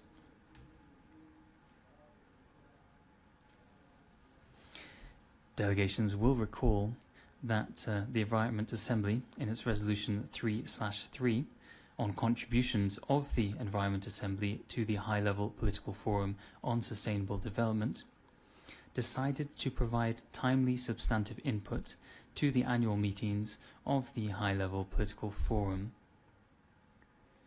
held under the auspices of the Economic and Social Council, including during the intersessional period between sessions of the Assembly.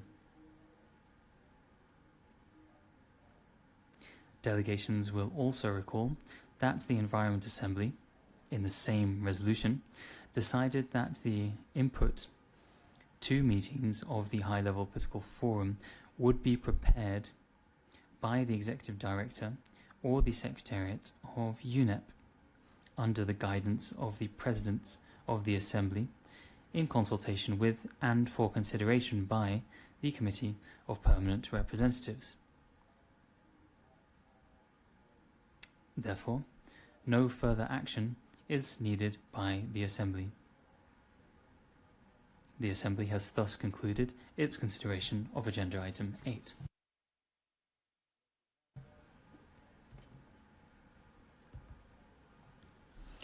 With this, we have come to the conclusion of the present meeting. I would like to remind delegations that the Committee of the Whole will meet immediately following the adjournment of this meeting in this room.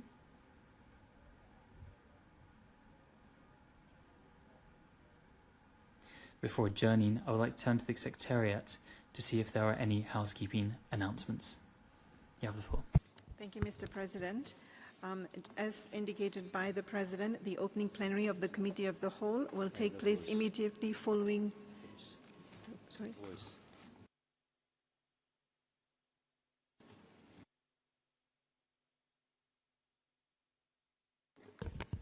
Thank you, Mr. President. The opening plenary meeting of the Committee of the Whole will take place immediately following the closure of the UNEA opening plenary in this room. Delegations are therefore kindly invited to please remain seated to ensure that we start the opening plenary of the Committee of the Whole on time. A live daily schedule is accessible via the UNEA app as well as on the UNEA 7 website under the tab Program. Delegations are encouraged to download the UNEA app if they had not done so.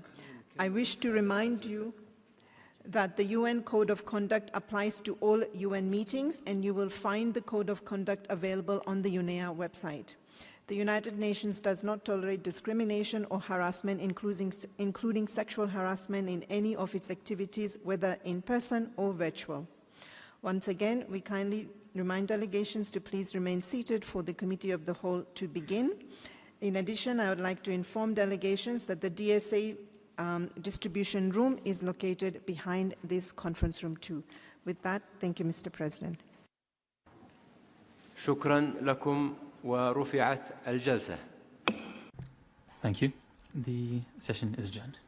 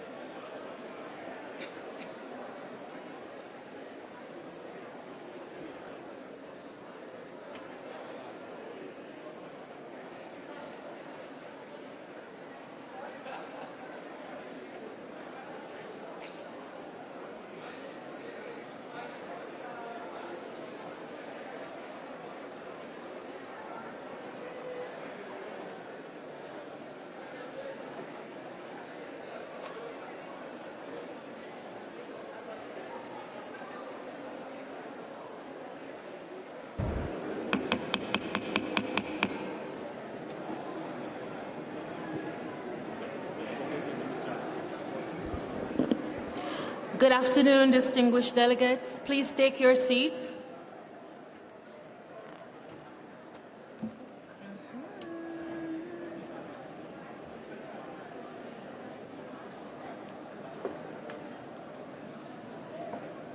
Just keep doing it.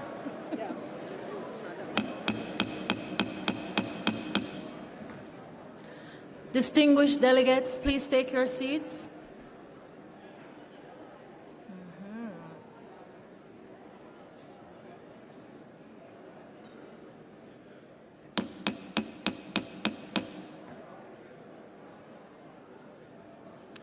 Delegates, can you kindly take your seats?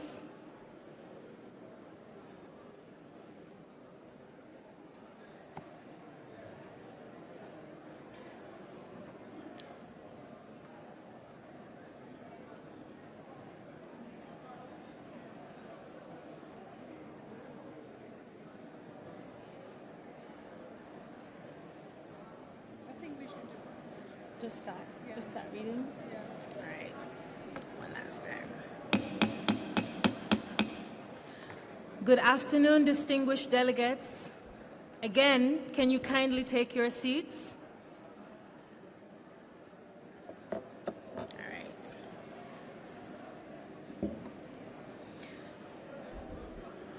I call this meeting to order.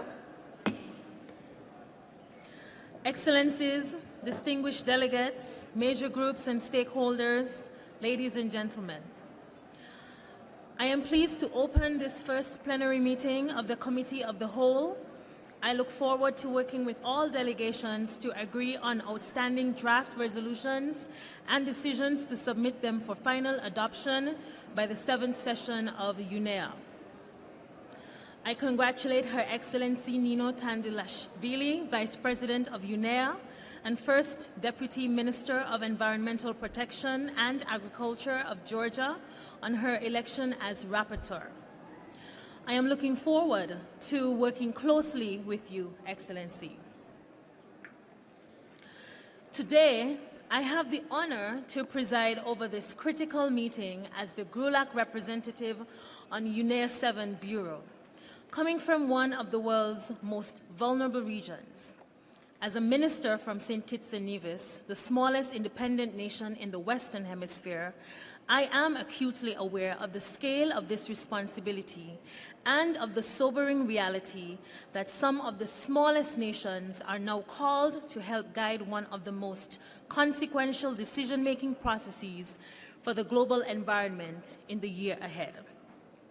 What we are witnessing in the Caribbean, in Asia Pacific, and across all regions must sharpen our focus on the essential purpose of the Committee of the Whole. We are here to act in the spirit of compromise for the good of people and planet. It has been a long, demanding, and purposeful year of preparations for UNEA 7, and the Bureau fully expects that the Committee of the Whole will work constructively to reach consensus on the resolutions and decisions before us.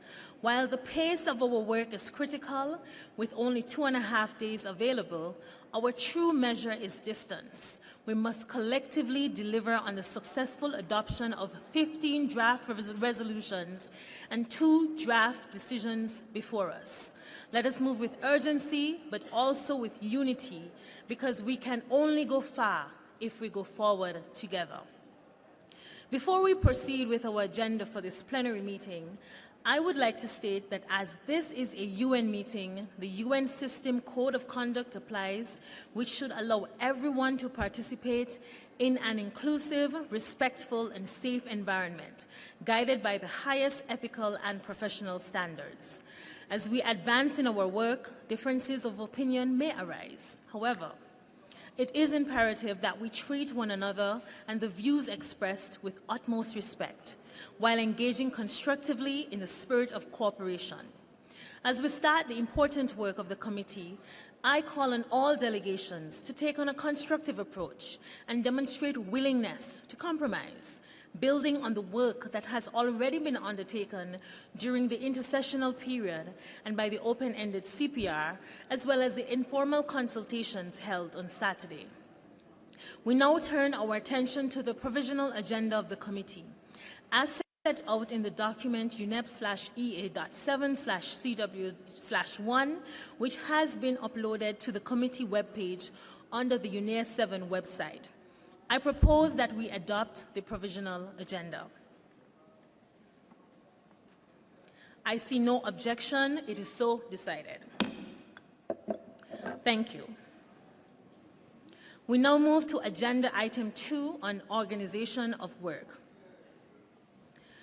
Noting that the progress during the OECPR was slow, I wish to emphasize we have only 2.5 days to finalize negotiations of 15 draft resolutions and 2 draft decisions. In this context, let me also be very clear. The Committee of the Whole must finalize its work on Wednesday evening. It will not be possible to go beyond this time frame.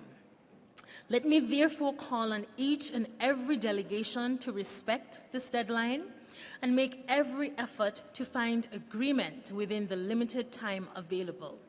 Additionally, the proposed guidance for the organization of work, draft structure, and draft schedule for day 1 have been reviewed by the meeting of the Joint Bureau of UNEA and the CPR held yesterday and made available on the Committee of the Whole webpage.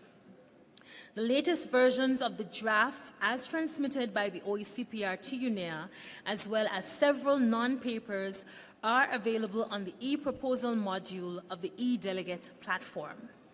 Allow me to now outline some critical points regarding the organization of our work for the Committee of the Whole. We will organize our work into 2 contact groups, with each contact group responsible for 2 clusters. Contact Group 1 will consist of clusters A and C, while Contact Group 2 will include clusters B and D, each led by co-chairs. No more than 2 clusters will meet in parallel. Clusters A and B will convene in parallel with clusters C and D.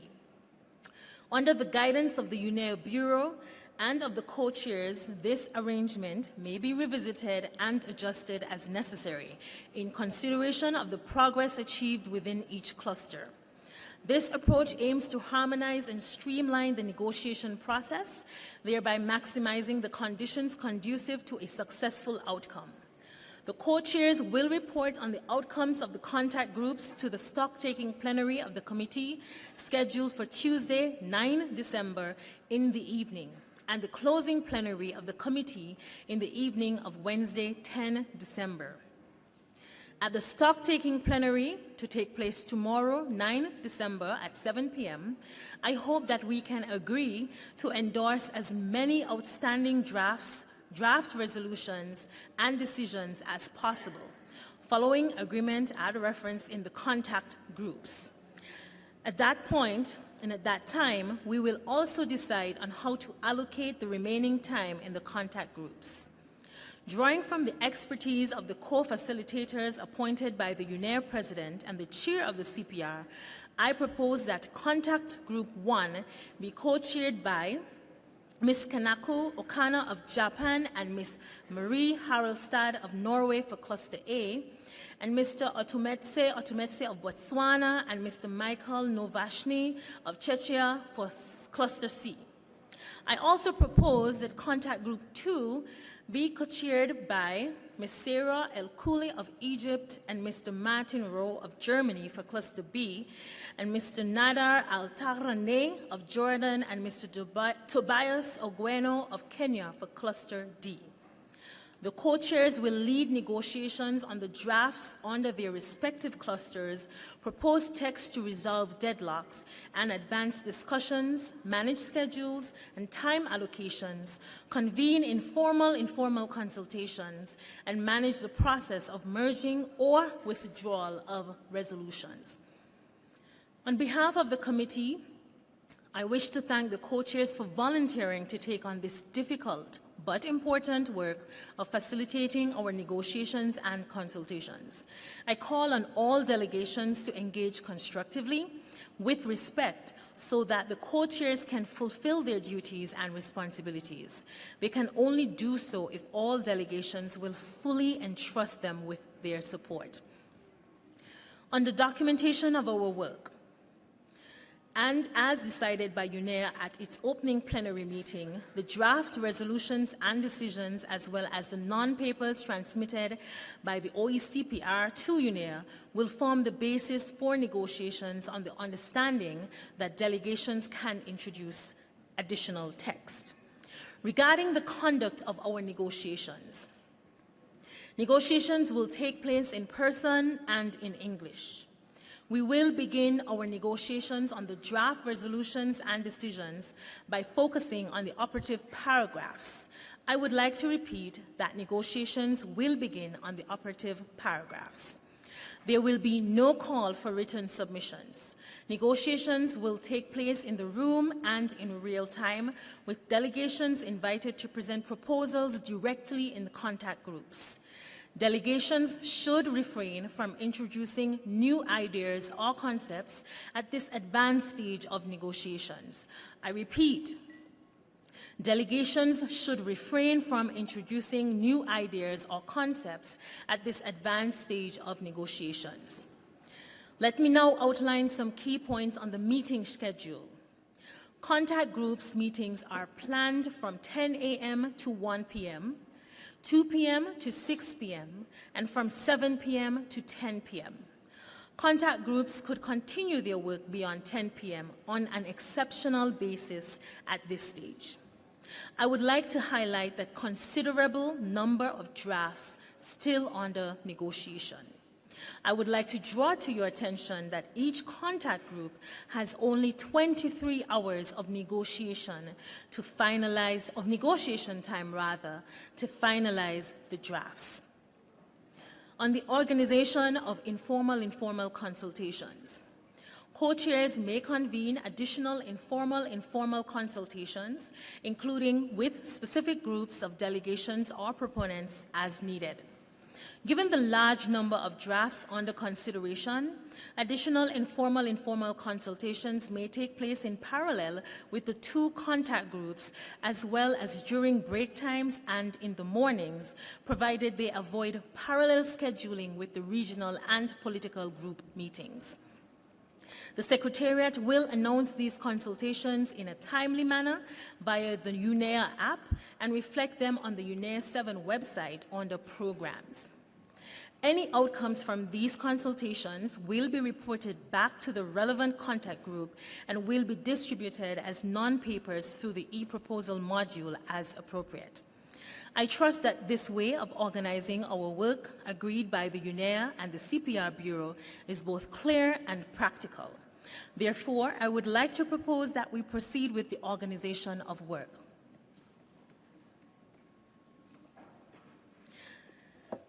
It is so decided. Thank you.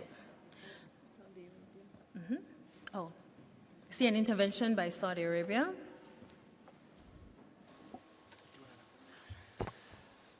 Good afternoon to everyone, and thank you for your leadership leading us to successful UNEA 7 outcomes.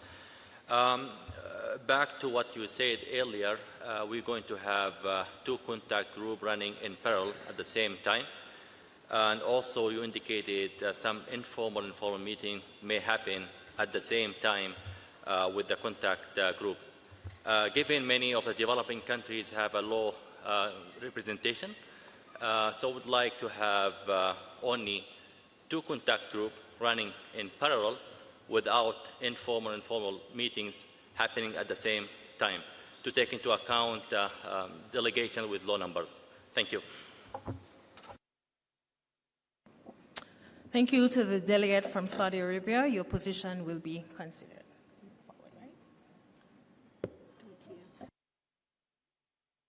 I see an intervention from Turkey. Thank you for giving us the floor. We just want to add our voice to the distinguished delegate from Saudi Arabia.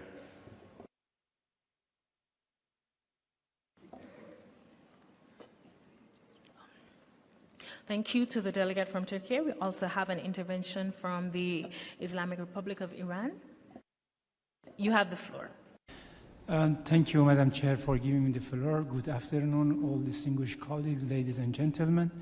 Actually, I also would like to echo what was raised by our distinguished colleague from Saudi Arabia, and just for your kind information that in the Bureau meeting also this issue was raised, and it was the understanding of the Bureau of the UNEA 7 that no more INF-IN should be in parallel with the two clusters meetings at the same time. And I do believe that it should go beyond that kind of consideration that you told, and we need some confirmation that, because, you know, Madam Chair, the size of delegations mainly are small sizes, and then they don't have enough capacity to involve in all these rounds of negotiations at the same time. Therefore, this is a request and put to you. Please consider it seriously and just confirm what would be your mind on this, and then we need to make a decision, because we think that this is a concern for many delegations. Thank you. Thank you to the distinguished delegate. We now give the floor to Qatar. Thank you very much, Madam Chair. I would like also to add our voice to the proposal came from Saudi Arabia about what has been just discussed. So thank you very much for that. Thank you so much. We now give the floor to the Russian Federation. Thank you so much, Madam Chair. Now, we noticed in your statement that you said that the meeting of the contact groups could continue beyond 10 p.m. on an exceptional basis. Now, we would like to hear from you confirmation of the understanding which was achieved by us during the course of the open-ended working group. The microphone is off for the delegate of the Russian Federation. Technicians.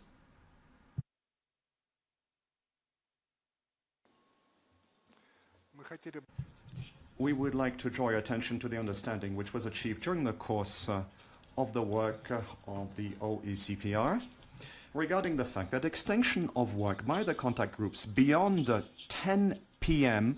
will only be possible with the agreement of all of the participants of the said contact group. This is something very important. And furthermore, craving your indulgence, Madam Chair, regarding the way we lead our meetings, we conduct our meetings. Now, before we take a decision and gavel it in, we would like to ask you to make sure that you have checked whether everyone who has requested the floor has had a chance to speak. Because formally you've adopted the decision, but a number of countries simply weren't able to ask for the floor. Thank you.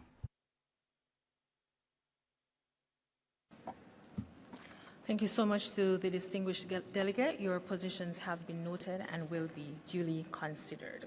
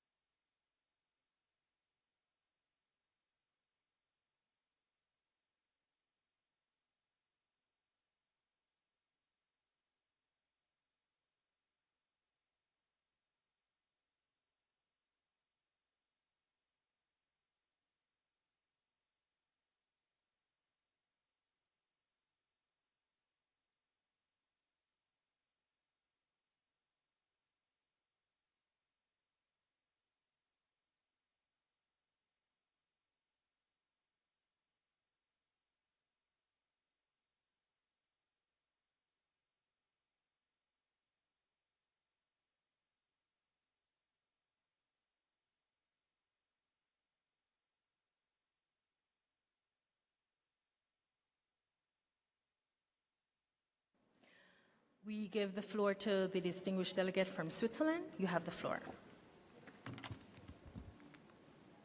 Thank you very much, Madam Chair. And first of all, congratulations to your nomination and endorsement as a co-chair. I also represent a small delegation, so we always understand the concerns that we have to be inclusive, but also very much committed to a good outcome at this UNEA. and we can support the way forward as you have suggested and as was discussed in the Bureau. I think also important to note that, as I understood, there's always maximum 2 contact groups in parallel, but then we can go informals, informal groups, and in general those informal groups are smaller groups. They address a certain issue they have to discuss, to resolve, to try to provide solutions, but they will always be brought back to the contact group. So again, then when we have this principle that we can send certain elements to informals, they can be discussed, countries can propose perhaps compromise language, but it always comes back to contact group, so to ensure that everybody is fully in the loop and we have an inclusive and transparent process. Thank you.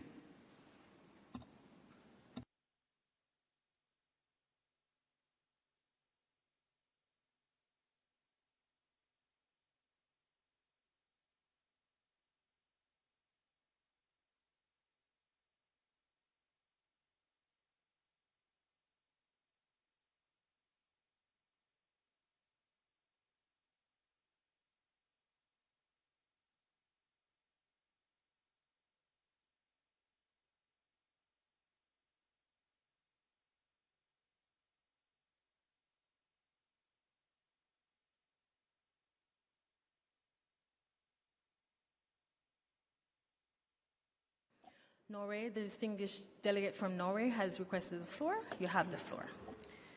Thank you, Madam Chair. Distinguished delegates, Norway supports the suggestion made by Switzerland and the Chair's proposed way forward. Thank you.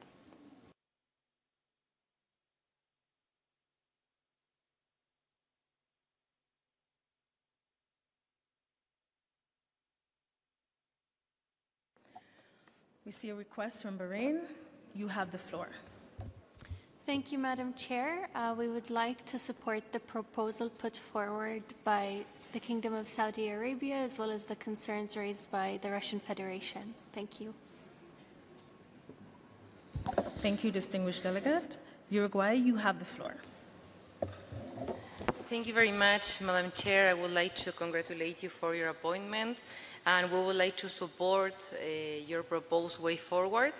We agree with Switzerland with the fact that if we conduct informal consultations or informal informals, we will coming back to the contact group to report the advances of those discussions. Thank you very much. Thank you so much. Australia, you have the floor.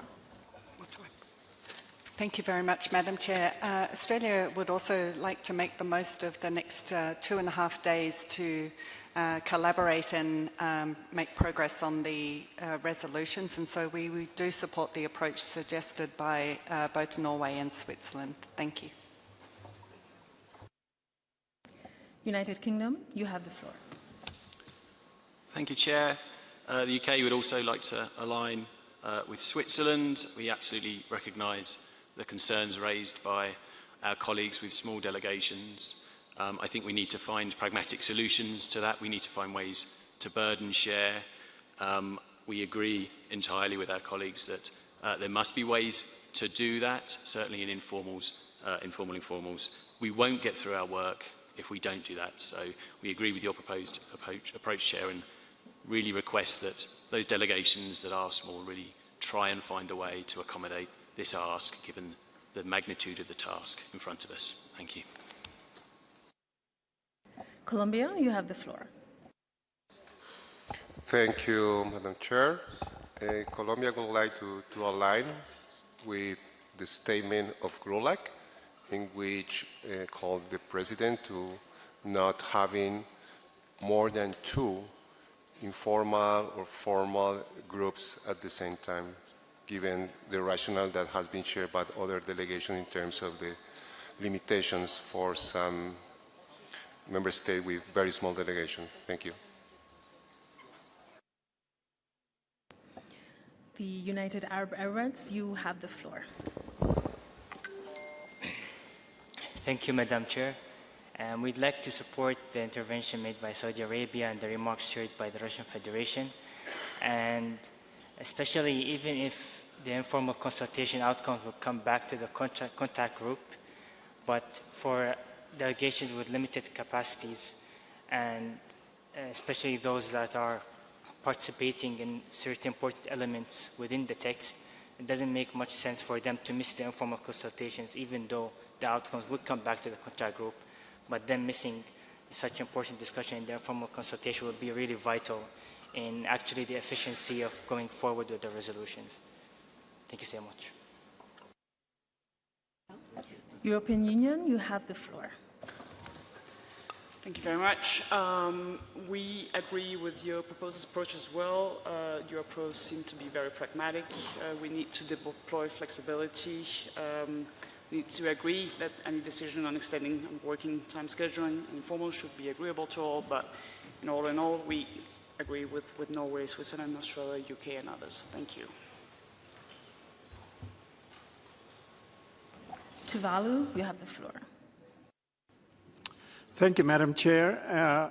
Coming from a small delegation ourselves, we share concerns about how to resolve this way forward. But I think a little bit of clarity from you as Chair would help us understand how to move forward.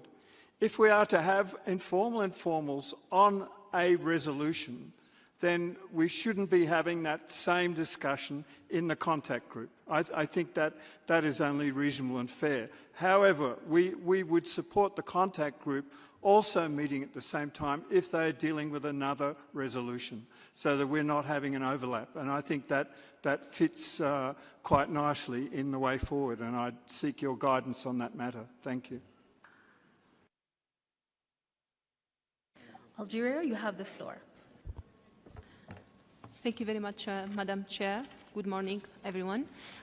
We would like just to join those who are asking for not having more than 2 meetings at the parallel, including INF-INFs, next to working groups, because, you know, for the delegations that have like limited number, it's going to be quite difficult for them to follow the 2 clusters and also the INF-INFs at the same time. So please, if you can consider this request. Thank you. Canada, you have the floor. Thank you, Chair. Canada would just like to add our voice to those asking to follow your direction, and we support the interventions by Switzerland, EU, UK, Norway, and others. Thank you. Azerbaijan, you have the floor. Thank you, Madam Chair, and let me first congratulate you, and we will be glad to follow your guidance in this process. As far as I understood, the CPR Bureau did not have a consensus on the holding of INF-INFs and contact group meetings. What I would propose, maybe we have to start the contact group meetings and then to decide in the meetings how we will move forward with INF-INFs. At this stage, we shouldn't stall the process, just raising the flags and listening to each other how to move forward. Thank you. Thank you so much to the distinguished delegates for their positions, which will be considered.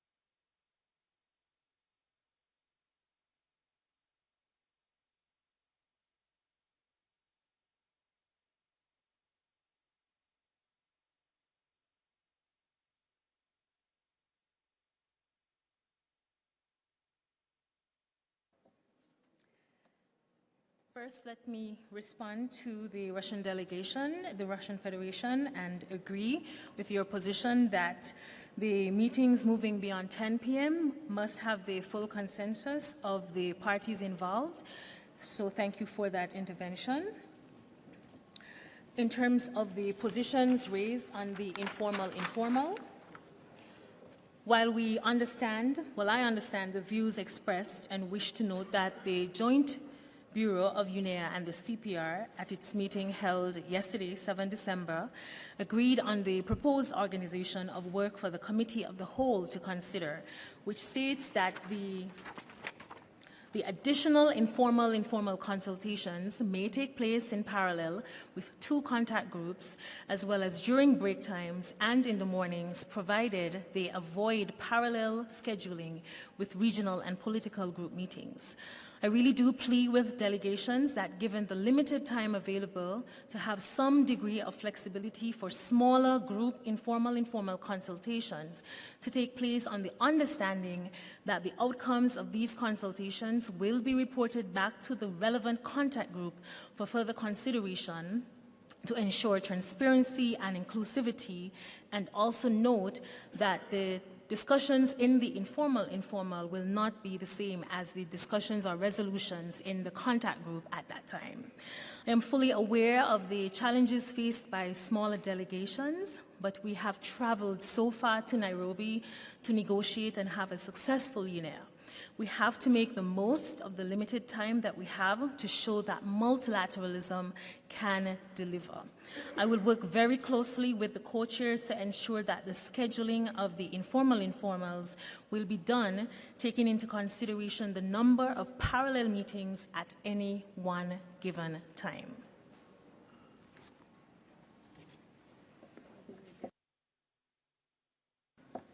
Delegates from Saudi Arabia, you have the floor. Thank you so much for giving Saudi Arabia the floor one more time.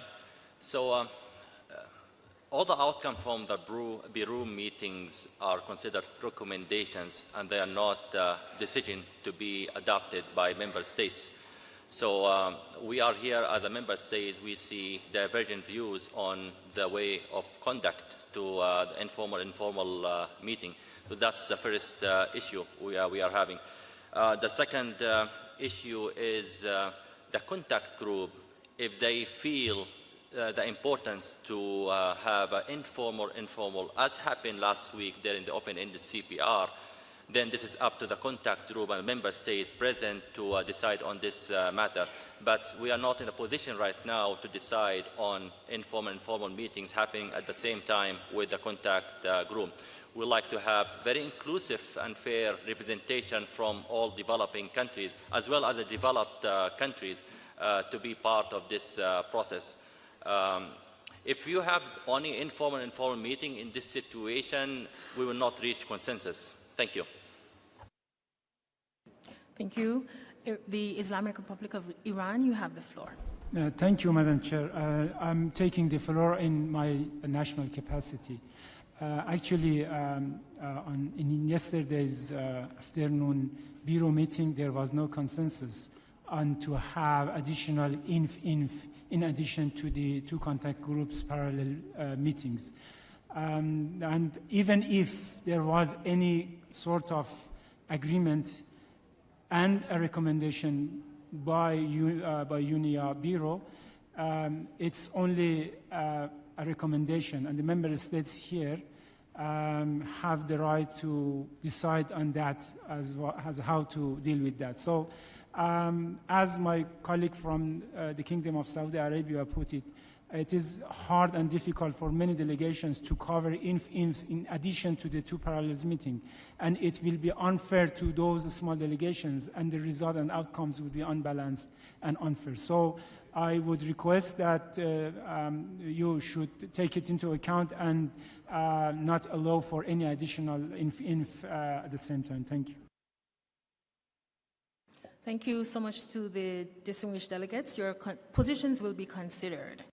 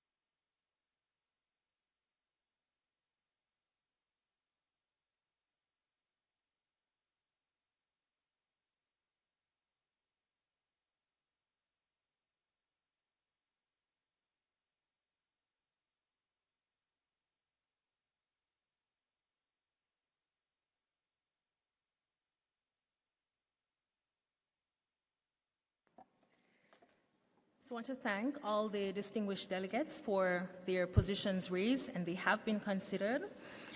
I must also acknowledge and agree with the last two positions raised, that the Bureau, the Joint Bureau, is the recommendation and the decisions are taken here with committee members. We're discussing this now. We have fully heard your positions. In the interest of not prolonging the deliberation on the organization of work and having no more delays to the tremendous work ahead of us, we will proceed along these lines with the organization of work. The position on moving beyond 10 p.m. is one that has to be taken in full consensus with the contact groups. So the position from the Russian Federation is totally understood and presented to us. Secondly, we recognize the challenges faced by the smaller delegations, and we will proceed to have only the contact groups, no parallel meetings with the informal. The organization of work will be revised by the Secretariat and also will be presented for us again. So I want to thank the delegations for their... It's not presented. We will, so you gavel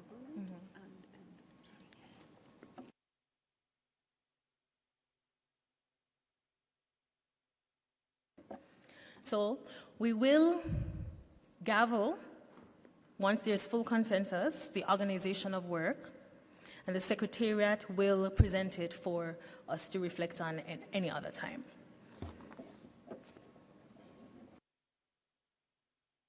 Saudi Arabia, you have the floor. Thank you very much, Madam Chair. Just to confirm our understanding of your proposed way forward, so as was the case in last week, we will not prolong beyond 10 p.m. unless there is consensus within that room to have additional time. And additionally, we will not be having any more than 2 sessions at any given time. So it would be 2 contact groups and no additional infants.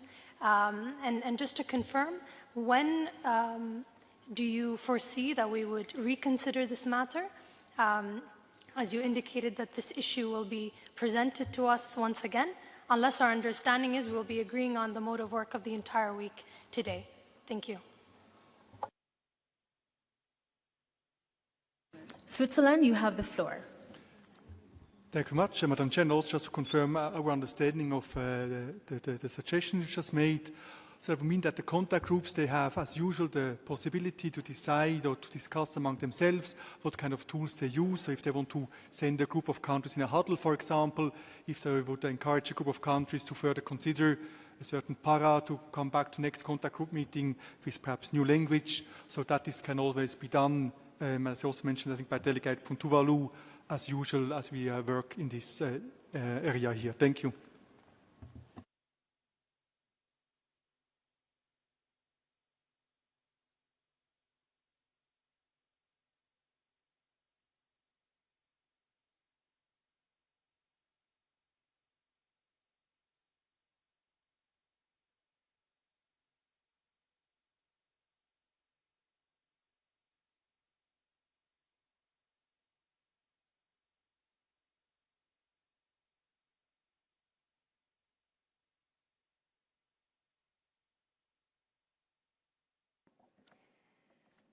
So the organization of work, we will agree that we do not move beyond 10 p.m. unless there is consensus from all participants in the contact groups, that there will be no informals conducted in parallel with the contact groups. And because we do have the stock-taking plenary tomorrow, should there be any need for us to adjust the organization of work, we will do that at that time.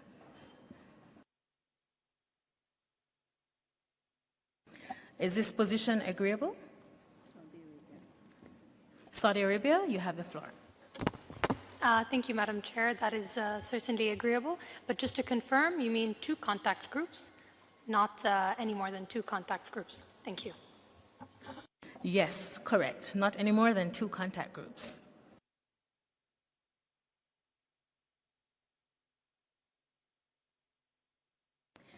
May I take it that we proceed with this organizational arrangement?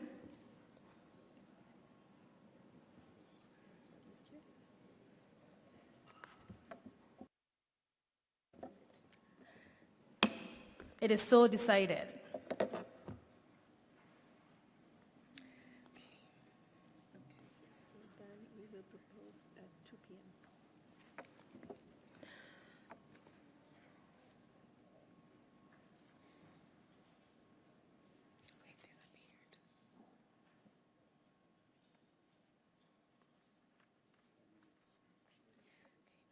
Thank you. We will thus revert to this agenda item at our stocktake plenary meeting scheduled for Tuesday evening. We now move to the closing of this opening plenary. I propose that we allow for contact groups to begin their work at 2 p.m. today, based on the agreed structure. Let me reiterate that I count on your full and active support so that we can finalize our work with a successful result by Wednesday evening at the very latest. I now invite the Secretariat to make some logistical announcements.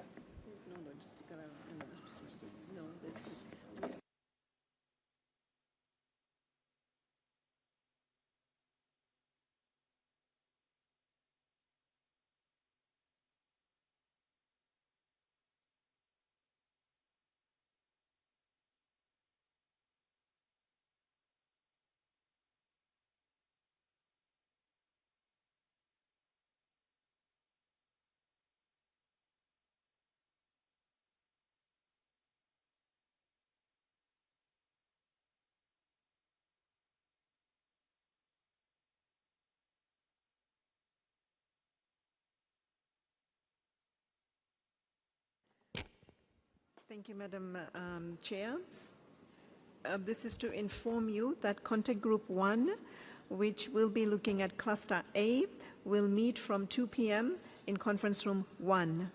Contact Group 2, which will be looking at Cluster B, will meet from 2 p.m. in this room, Conference Room 2. Delegates are also reminded that the live daily schedule is accessible via the UNEA app, as well as on the UNEA website under the tab Program.